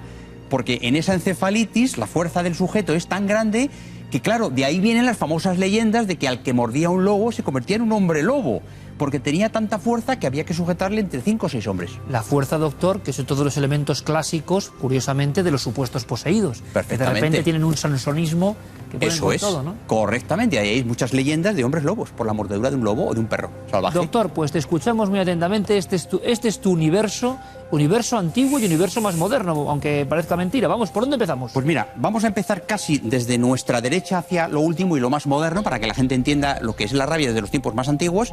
Pero quería decir ante todos una cosa muy interesante. La rabia la transmite un virus, no una bacteria. Un virus como si fuera de la gripe.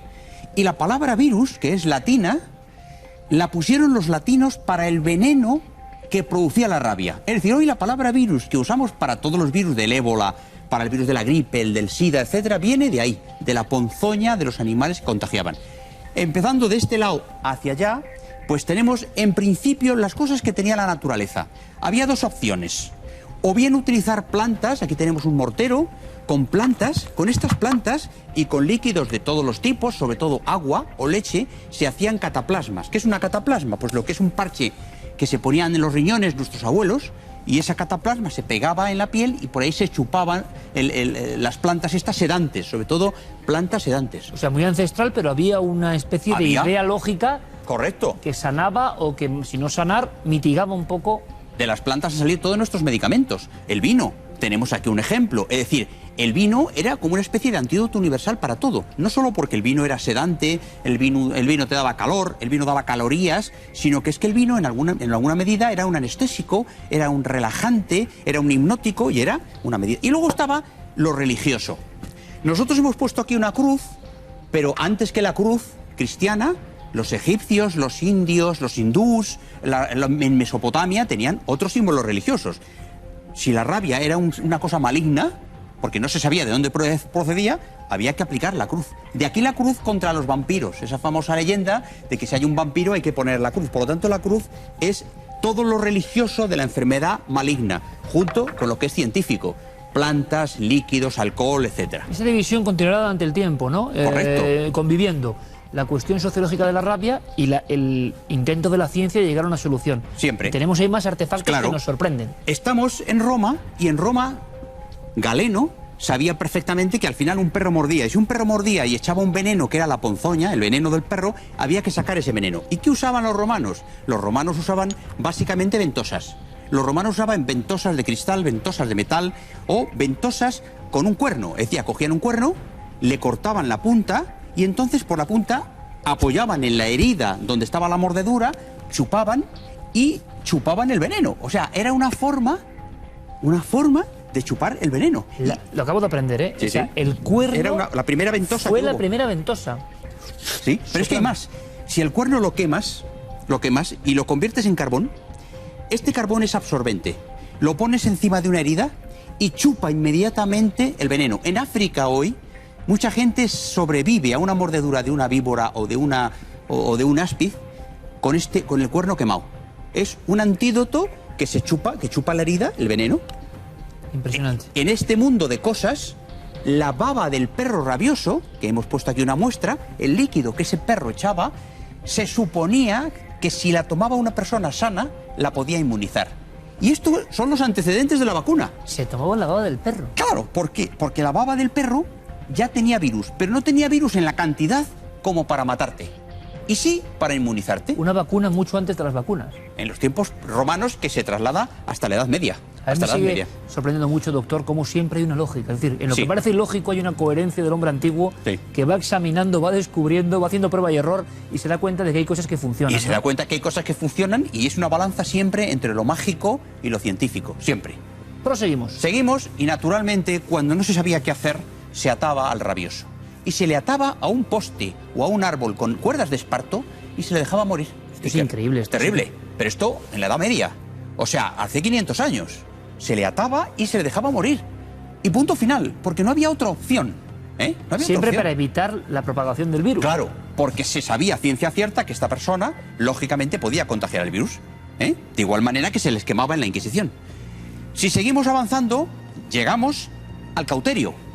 El cauterio, que aún se usa hoy en cirugía, es fuego en un metal y esto al aplicarse en la herida, lógicamente cicatrizas la herida y matan los virus. Los virus están en la herida. Por lo tanto, ellos instintivamente sabían que el calor mataba lo que ahí fuera. Y este es el cauterio, que es un círculo, en aquellos tiempos se llamaba el círculo de San Humberto, porque San Humberto era el monje de la Edad Media, que era el patrón de los cazadores, de los animales del campo. El círculo de San Humberto. Y se ponía el círculo en las jambas de las puertas para que al entrar en casa lo tocaras y esa casa no entraba la rabia. Cosas, Bueno, o estamos sea, siglo la conexión, XVI. claro, pero la conexión de pronto con una cosa que anda ahí navegando entre el bien y el mal y que uno por si acaso puede conjurarla, ¿no? Efectivamente, son cosas que es entre lo místico y lo litúrgico. Y luego, si seguimos avanzando, cosas curiosas, curiosísimas, como por ejemplo los estiletes y los punzones con los cuales se cortaba la lengua o frenillo de los animales rabiosos, porque se pensaba que eran unos gusanitos que había debajo de la lengua de los perros rabiosos y si cortabas el frenillo del perro, esos gusanos saldrían y el perro ya estaría curado y no podría contagiar de rabia. O sea, se molestaban en ir detrás de los perros Sí, señor. y hacer esta mínima operación. Esto hasta el siglo XVIII.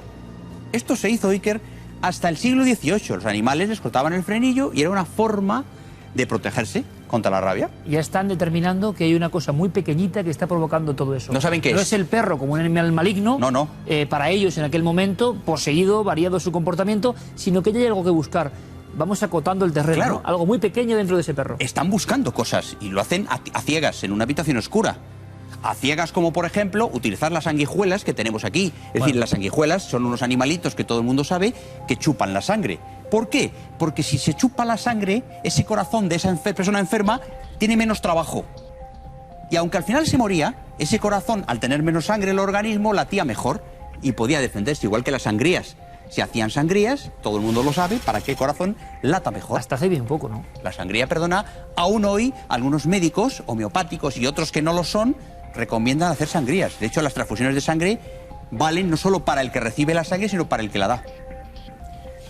Seguimos avanzando en este muestrario y tenemos ya cosas inverosímiles. En este cuenco nos han preparado una lezna, que es una aguja grande, como de zapatero, en la cual se enhebraba un hilo de la estola de San Humberto. Es decir, había, como San Humberto era el santo medieval, que era el patrón de los cazadores, en esa estola se sacaba un hilo y con esta lezna y con este hilo se metía en la frente del enfermo de rabia, se sacaba por el otro lado y se dejaba un trozo de hilo dentro de la frente. No me lo puedo creer, doctor. Claro. Y se dejaba un trozo de hilo dentro de la frente como un talismán mágico. No me lo puedo creer, doctor, porque con esto esta... ya... Esto es antropología en vivo, de la medicina. Es decir, y entonces el rabioso era la marca del rabioso. La marca del rabioso, y quedaba siempre una huella. Si el rabioso sobrevivía, que algunos sobrevivían, tenían una marca en la frente de que se les había introducido un trozo de hilo de la estola de San Humberto. Pero claro, me estoy imaginando que era un poco también San Benito, ¿no? Al mismo tiempo. ¿Por qué? Porque tú ibas con la frente marcada y sabían que tú eras el rabioso, claro. Que eras rabioso, pero habías sobrevivido a la rabia y te convertías en una persona particularmente fuerte. Una persona que sobrevivía a la rabia tenía un don especial. ¡Qué bueno!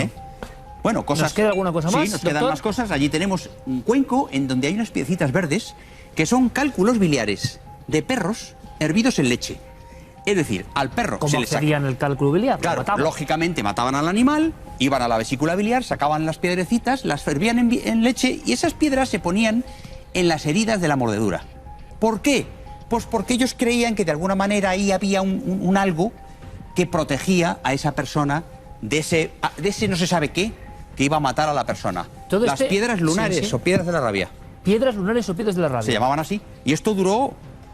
Y esto se utilizó mucho en Estados Unidos en el siglo XVIII, sobre todo en Norteamérica. No sé si venía de los apaches o de los sioux que lo usaban. O sea, este bodegón está se dan mezclado ustedes cuenta, pero en el fondo es la amplísima historia del ser humano contra un enemigo como es la rabia y cómo él va ideando su inteligencia, su sapiencia para llegar a ya tiempos mucho más modernos, Claro. ¿no? Cuando todo el mundo sabe, Pasteur descubre que se puede vacunar de la rabia y además se inventa la jeringuilla y la aguja hipodérmica, entonces tenemos ya el arma definitiva en nuestro poder. Lo que decía Pasteur es coger el virus, introducirlo en un conejo, de ese conejo pasaba a otro conejo, de ese otro conejo a otro y el virus al final quedaba como medio muerto. Con ese virus se vacunaba y ya la rabia empieza a desaparecer de las ciudades de Europa y hasta la fecha de hoy, que la vacuna es de una eficacia del 100%, como podéis imaginaros, estas son las jeringuillas. La vacuna que era complicada para el rabioso, doctor, no era una vacuna cualquiera. No, la vacuna de la rabia son varias dosis de vacuna. Empiezas una a la semana otra, a las 2 semanas otra, a las 3 semanas otra. Tienes que estar en régimen hospitalario, es una vacuna compleja. Hombre, hoy afortunadamente no la tenemos que usar. En muchos países sí. Brasil, Hoy India... todavía. Sí, la vacuna de la rabia se sigue fabricando. Y gracias a los derechos que Pasteur gana fabricando la vacuna de la rabia, hoy tenemos en París el Instituto Pasteur, cuyo dinero sale de ahí. ¿Cómo un perro se convierte en rabioso por este virus? Bueno, doctor, decías que el murciélago cuidado también. Sí. Bueno, el murciélago es hoy el animal que transmite la rabia en Europa y en otros países de América o África, porque el murciélago es un mamífero, como todo el mundo sabe, y el murciélago muerde a una vaca, la puede matar por rabia, porque no solamente se muerde de rabia un ser humano, sino una vaca, un cordero, un conejo. Entonces el murciélago hoy, si muerde al ser humano, puede transmitirle la rabia silvestre. En los últimos 30 años no ha habido brotes de rabia en España. No, en los últimos 30 años, que sepamos a ciencia cierta, el último fue en los años 70, 1970, fue un caso especialmente raro, que no se sabe si vino ya de África, pero no ha vuelto en España y Europa en general. Pues doctor, yo quiero decirte, como tantas veces, que es un honor, y segundo, que no es nada fácil lo que hace el doctor Cabrera, y con una serie de elementos que ha dispuesto aquí nuestro compañero Juan Villa, hemos hecho un viaje a la historia, a la etnografía, a la creencia, a la ciencia y a la medicina. Tanto junto en tan poco tiempo, ¿es posible? Sí, con el doctor Cabrera. Gracias, amigo. Gracias, buenas Gracias noches. como siempre. Me quedo maravillado, me quedo maravillado, y ahora yo no sé, pero estoy seguro, bueno, has contado muchas cosas, pero gran parte de la audiencia, lo del hilo de San Humberto, sí. luego lo coge un novelista y es tremendo, claro. Una novela. Y es verdad. Auténtico. Doctor, gracias como siempre. Hasta A la ti, próxima vosotros. lección, la historia de medicina contada pues de otra forma, ¿verdad? Así sí que es apasionante, me parece a mí. Vamos con más historias. Tiene que ver con un libro muy especial. Un hombre entusiasta, así como el doctor Cabrera, un hombre de energía, un hombre con inquietudes permanentes. Tan es así que hizo un hallazgo que quizá pues no era su tiempo, se adelantó al tiempo. Vamos a hablar de esta obra magistral que yo quiero presentarles. Es Tiempo de la Biblioteca del Alma.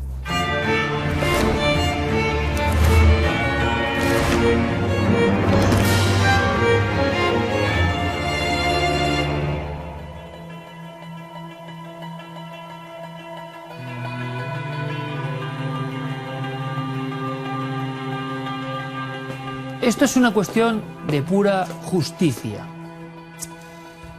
porque fuimos muy injustos, o lo fueron los españoles de su tiempo, aunque es un comportamiento que cíclicamente se va repitiendo, con el autor de este libro, de este humilde libro, esta edición facsímil, el original es inencontrable, de un hombre llamado Marcelino Sanz de Sautuola. Es que estoy seguro que una gran mayoría, y a mí eso me parece un pecado, sinceramente, me parece increíble que ahora mismo muchas personas estén diciendo, ¿y este señor quién es? Resulta que este señor, aparte de abuelo de Botín, la célebre dinastía de banqueros, era un auténtico intelectual de su tiempo, un tiempo nada fácil.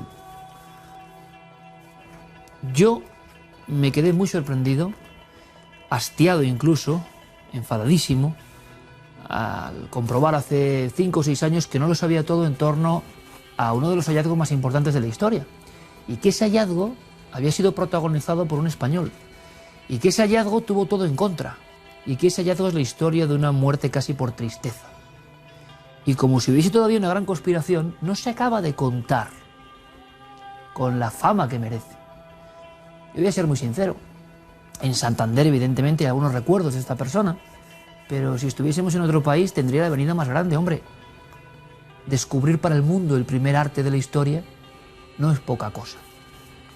Estamos imaginando a ese hombre con gruesas patillas, con un aspecto, bueno, de persona que vivía concretamente en Puente San Miguel, una zona de Cantabria bellísima, pero que tenía inquietudes. Qué importantes las inquietudes. No se conformaba con las opiniones del casino habituales, ni con solo hacer las cuentas de sus terrenos, ni... Él quería saber más. Y estaba emocionado porque había ido hasta París, que ya indica precisamente la fuerza de la inquietud en el alma de esta persona, y había podido contemplar unas vitrinas donde había extraños huesos. Imaginamos unos trozos de cráneo, unas clavículas. En aquella exposición universal de París, resulta que se afirmaba algo que nos puede parecer normal y que era muy sorprendente, que aquellos podían ser trozos, restos, fragmentos del hombre antediluviano. Todavía se creía, a pesar de que ya estaban en marcha las teorías de Darwin, que el hombre tenía unos pocos milenios como mucho y que casi la Biblia era el inicio de la historia. Pero en diferentes países habían ido apareciendo restos de una humanidad muy lejana, muy remota. Se estaba reescribiendo la historia. Sautuola se quedó hipnotizado con aquellas piezas y volvió a Santander, y díganme si no es una de las historias más hermosas que uno puede imaginar, pensando, y así lo dice al inicio de su libro, pensando si en sus tierras pudiera haber algún resto de ese tipo. Marcelino Sanz de Sautuola tenía un prado y una covacha descubierta por un perro y un pastor un tiempo antes, el pastor Modesto Cubillas.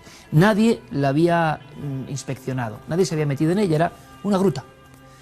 Curiosamente, en toda España, en todo el mundo, pertenecía a la demarcación de sus propias propiedades agrarias. Esa cueva es Altamira. Hasta ese momento, ninguna otra cueva con arte rupestre había sido descubierta.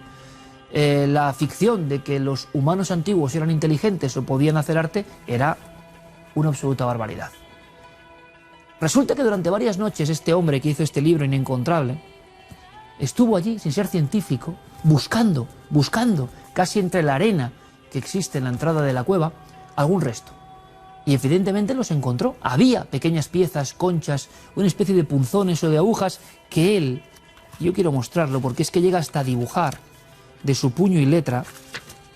Estos son los hallazgos que poco a poco un hombre solo, sin ayuda de nadie, está investigando pues en una cueva. Y claro, empieza a ver que si no son los hallazgos tan impresionantes que ha visto en París, pudiera haber huesos, ¿por qué no? Un día le acompañaba su hija María, de apenas 7 años. También nos dan información de cómo era este gran tipo, ¿no? Iba a la cueva a investigar con su hija de 7 años. Y la niña, como si fuese llamado por algo o alguien, se adentró por una galería donde luego el padre apenas pudo pasar. Y entonces tenemos la imagen visual impresionante de un hombre que por vez primera con un candil, más bien una niña primero, contempla. La niña aterrorizada grita a su padre. Hay varias versiones, pero papá, toros. Ahí hay toros. Nadie había imaginado que el hombre antiguo pintaba, por tanto era un absurdo. ¿Qué estaba viendo esa niña? ¿Se habría asustado con alguna sombra de las estalagmitas o estalactitas de ese lugar? El padre avanzó tras ella y entonces se encontró también con ese misterio. Como si la naturaleza se hubiese hecho explosión. En aquel lugar había unos bisontes rojo sangre, había unas criaturas nunca antes vistas, había algo que él no podía entender. Pero dijo Sautuola, y lo dijo hasta el día de su muerte, que nada más contemplar aquello, tuvo como un mazazo la claridad, la clarividencia de que era el legado del hombre más antiguo. ¿Cuál es la siguiente escena? Pues se lo voy a decir. Sautuola solo, Sautuola anciano, Sautuola caminando por su jardín y Sautuola que va a morir sin ser considerado, sin reconocérsele su hallazgo, el inicio de la historia del arte rupestre.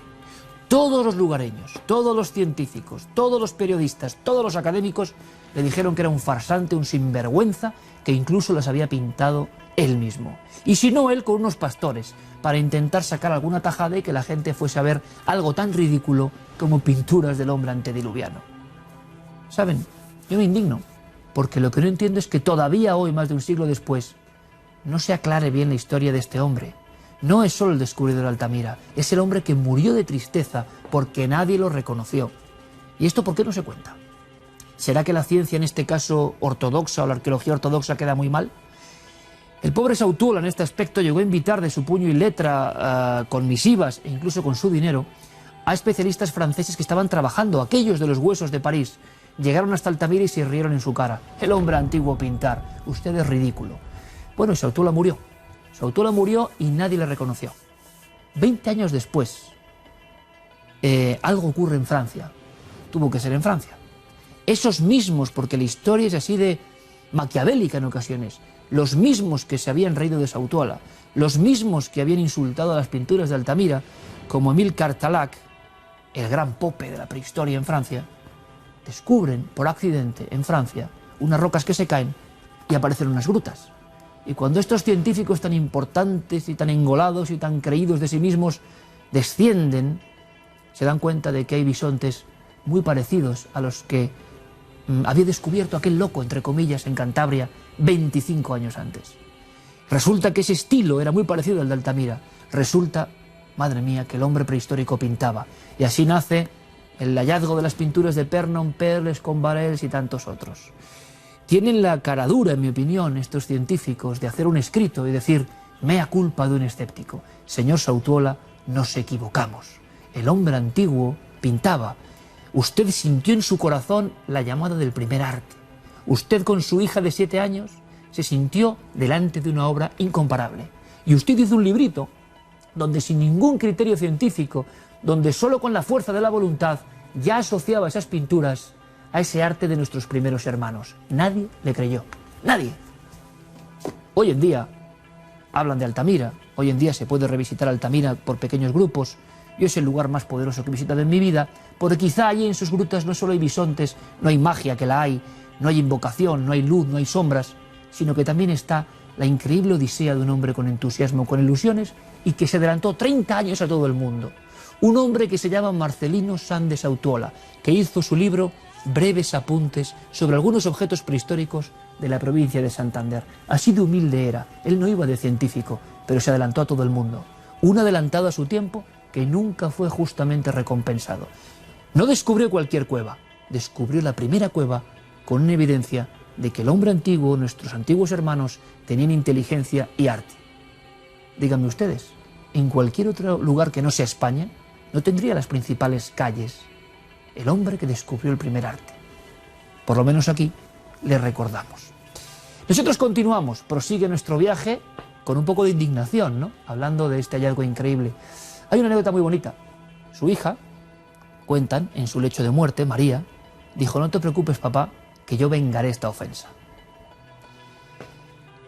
El padre murió convencido de que había tocado esa magia y nadie le iba a hacer caso. Hay pioneros que lo pasan así, no todo es éxito ni triunfo. Luego todos los científicos quisieron apuntarse al carro. Si quieren algo más sangrante, los mismos que le insultaron hicieron luego los planos de Altamira. Así es la historia. Vamos con más historias, sí, con fotografías de cuarto milenio, para correr casi un tupido velo sobre, sin duda, la historia más sangrante que hemos contado, más injusta, pero también, en parte, más gloriosa, de nuestra biblioteca del alma.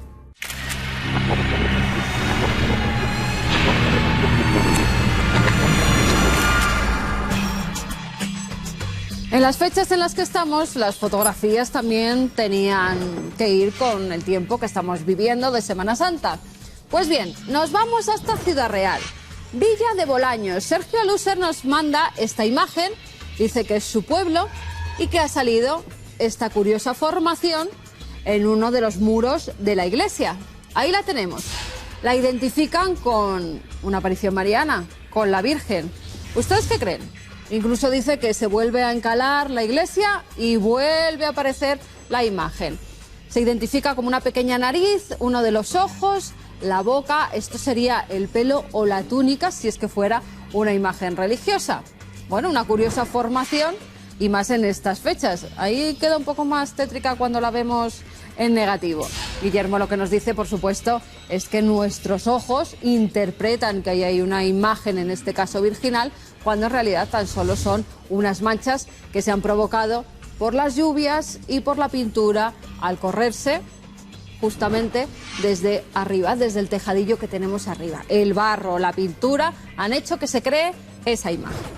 Y nos vamos ahora hasta otro lugar, que en este caso es Plasencia. No nos identifica muy bien qué recinto es, nos dice que es un recinto religioso. Sergio, que era quien nos la enviaba, la fotografía la tomó en el año 2010 y que ellos creen identificar en la pared del fondo, ahí nos lo señala Guillermo con este halo de luz, dos figuras. Ellos ven a Jesús y María acunando al niño. Bueno, eso es lo que pone en la misiva que nos enviaba. Parecen identificarse dos figuras que están enfrentadas. Lo que pasa es que la fotografía está tan alejada que al ampliar esa imagen pues se pierde mucha visibilidad, con lo cual se ve a veces tan solo un pequeño manchurrón.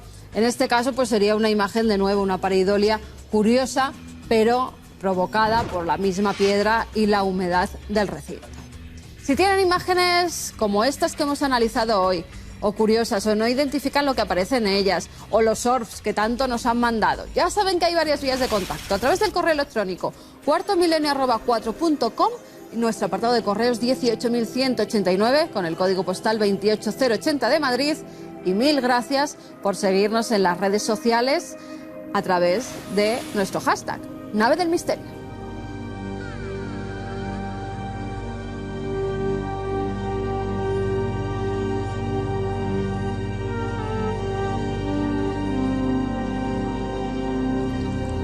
Luces y sombras. Yo sé muy bien que últimamente mis comentarios van en ese sentido, ante esa dualidad de la realidad en la que vivimos, de la existencia. Me van a perdonar, pero creo que es que además el momento que estamos viviendo, al que estamos asistiendo todos juntos, es algo que hace necesario hablar de esto. Por lo menos creo que es importante para mí y quizá para alguno de ustedes. Porque todo lo que yo analizo, todo lo que reflexiono, todo lo que me pregunto al final acaba ante la misma batalla. Una batalla que nos han contado de niños, ¿verdad? Nos han contado en muchas guerras televisadas, nos han contado en muchas batallas épicas de leyendas antiguas, y al final, como todo, el mito y la leyenda, nos creemos que es mentira, pero es que vaya, es verdad, o creo yo que es verdad. Luz y sombra en permanente conexión, y eso lo inunda todo. Verán, hay ahora una corriente muy interesante que seguramente de ella se hablará muy poco, en trabajos académicos muy concretos, abriéndose paso, como ocurre en otras cosas, como hemos hablado, ¿no?, de esos médicos que hablan ya de las experiencias cercanas a la muerte, que tienen que batallar, que tienen que hacer un sobreesfuerzo para ser escuchados en su pequeño cenáculo. Pero a nivel de medios, a nivel de esta magia que es la televisión, de llegar a todas las salas de estar, ¿no?, de este país, o a todas las tablets o a donde sea, que yo a veces lo pienso y sigo sin creérmelo, ¿no?, que ahora mismo estén viéndome tantas personas en diferentes partes del mundo. Pues bien, es importante con este altavoz decir cosas que uno cree que son esenciales. Hay quien piensa que la luz y la sombra combaten desde el principio del tiempo. Y con algunas cosas que vamos a entender todo muy sencillo, ha ocurrido hasta con nuestra enseñanza y cómo nos enseñan en torno a nuestro propio pensamiento. Me explicaré. Hay varios investigadores, como siempre solitarios, como siempre sin ayuda de nadie, como siempre a contracorriente, que están desenterrando poco a poco la historia de la filosofía. Ustedes saben, para mí es un misterio alucinante, ¿no? Cuando uno da filosofía en el instituto, pues un día hablaremos de eso, ¿no? Cómo se enseñan ciertas cosas a ciertas edades, en fin, donde le vas a coger odio, Y uno, como por un atajo, acaba luego estudiando lo mismo o mucho más, si tiene inquietud, pero no con esa obligación, ¿no? No con ese cogerle tirria a cualquier material un poco denso, porque lo es. Resulta que el inicio de la filosofía en la antigua Grecia es un misterio enorme. Ya sé que no son fantasmas o no son ovnis, es un misterio enorme, porque en cierto lugar del Mediterráneo una gente da un salto mental que nadie se explica para empezar a preguntarse por el ser, por las fuerzas que rigen la naturaleza, por el pensamiento, por la realidad, por la existencia. Y es que eso no ha ocurrido que sepamos antes. Hay como una explosión de conocimiento y de inquietud en lo que hoy llamaríamos Grecia. Nadie sabe quién es el primer filósofo, nadie sabe quién es la primera persona, el primer sabio, pero cuando uno va a las biografías se da cuenta que sus nombres a veces no son reales, sus nombres quieren decir cosas que son casi gestas heroicas, y casi personajes de leyenda se mezclan con biografías reales. Quedan inscripciones de personas que parece que son mitad humanos u otra cosa, ¿no? Bien, hay un estudioso que se llama Peter Kingsley, que yo de verdad recomiendo, lo hice en la Biblioteca del Alma. Él hizo un libro que es... Yo lo acabo de leer por cuarta vez y tiene una cosa, está subrayado, y es que no hay nada sin subrayar. Pocas veces me ha pasado con un libro en que todo sea esencial, esté maravillosamente escrito y uno diga, ¿cómo hay gente que hace estas cosas así? Es increíble, qué envidia, ¿no? Kingsley habla de la gran conspiración de la filosofía. Me parece apasionante. ¿A qué se refiere? Los padres de la filosofía, de los primeros, no los más célebres, pero los primeros que empiezan a pensar, como Parménides de Elea, que nos deja, pues nada, una cosita muy sencilla, ¿no? El primer poema o las primeras disquisiciones sobre qué es el ser. Una tontería, ¿no? Empédocles, que nos habla de qué rige el mundo, el odio y el amor en perpetua lucha, lo dice ya hace casi 3000 años. Epiménides, el hombre que cuando muere ven que tiene todo el cuerpo tatuado como los antiguos chamanes del Asia Central con los que tenía contacto. Porque en la antigüedad, aunque nos han contado otra cosa, las corrientes se entrecruzaban, los pensamientos mágicos se entrecruzaban. Ya a eso voy. Todos los padres de la filosofía antigua tenían otra forma que tiene poco que ver con la lógica, con la racionalidad y casi con el aspecto legislativo y aburrido que nos han dado en los libros muchas veces. ¿Qué está haciendo Kingsley y otros? Recuperar, porque la arqueología también lo está haciendo, los ritos y la magia de los padres del pensamiento. ¿Ustedes sabían? Yo lo he contado en alguna ocasión, que Parménides, Empédocles, Epiménides, Pitágoras, no digamos, eran auténticos magos. Hoy los llamaríamos magos, no filósofos. Filósofos se llamaban como amor a la sabiduría, amor al conocimiento. Eso se ha convertido en una cosa muy árida para muchos, muy reglada, muy de balances también. No tenía nada que ver. Ustedes saben que estos magos, ellos mismos en sus pocos textos, decían que acudían ¿a dónde? A las cavernas siempre a las cavernas, donde se producía un encuentro con los dioses. Ellos mismos dicen que a veces salían de esas experiencias iniciáticas, de ese morir antes de morir, de esa experiencia de viaje iniciático, renacimiento, con una increíble limpieza mental. Y luego hablaban o escribían y resulta que tenían, bueno, una especie de clarividencia impresionante, ¿no? Grandes leyes, grandes conceptos, grandes bases de nuestro pensamiento han surgido de encuentros con lo mágico, misterios y secretos de los que no sabremos nada porque se ha perdido casi todo. Y Kingsley y otro dicen, ¿cómo que se ha perdido? Es que ha habido conscientemente una operación de que todo eso se pierda. Llegaron otros filósofos como Aristóteles y se encargaron pacientemente de desgajar cualquier conexión entre los dioses que hablaban, lo mágico, las apariciones, los encuentros con lo extraño que habían nutrido la mente de los principales padres de la filosofía. Si buscan un poco, y lo digo, ahora hay más posibilidades que nunca, lo digo en cada comentario, si ustedes tienen interés, verán que los primeros padres de la filosofía, los que han legado nuestro lenguaje, nuestro pensamiento, los que inventaron muchas de las palabras que nosotros empleamos, acudían como si fuera, y lo era, un acto sagrado, a las cavernas, que todavía existen algunas de ellas, para entrar en contacto por quietud, quedándose como muertos, y a través de los sueños, para hablar con ese otro lado que no es como hoy pensamos nosotros que es, una tontería, va a soñar. No, para ellos soñar era otra cosa, era hablar con ese otro lado que se manifiesta y donde a veces reside la luz que nos da la claridad. En fin, que estaban mucho más cerca los primeros filósofos de los magos y los chamanes de lo que podamos pensar. ¿Y qué ha pasado? Que durante siglos todo ese conocimiento se ha ido amputando, se ha ido limando, se ha ido cambiando la interpretación para que tengamos una filosofía apasionante, nada aburrida, ¿verdad? Y que no cuenta nada de eso. Es como cuando uno va a ciertos sitios y los guías, que conozco muchos guías y tengo muchos guías amigos, pero ya saben a qué me refiero, no les dejan contar la verdadera historia del porqué y el misterio de muchos sitios. Ese amputar el misterio no solo es con los casos que contamos en Cuarto Milenio, señores, es con el inicio de la filosofía. Por tanto, la luz y la sombra, la conspiración y la batalla siempre han estado ahí. Ahora, hay gente como Peter Kingsley, mi abrazo y mi apoyo, que con otros poquísimos investigadores está diciendo, no se engañaron, la magia, lo sobrenatural, el hablar con el otro lado era mucho más importante. Nos han hecho creer que no, nos han cortado la historia de nuestros primeros padres del pensamiento. Así que habrá que ir recuperándolo, ¿verdad?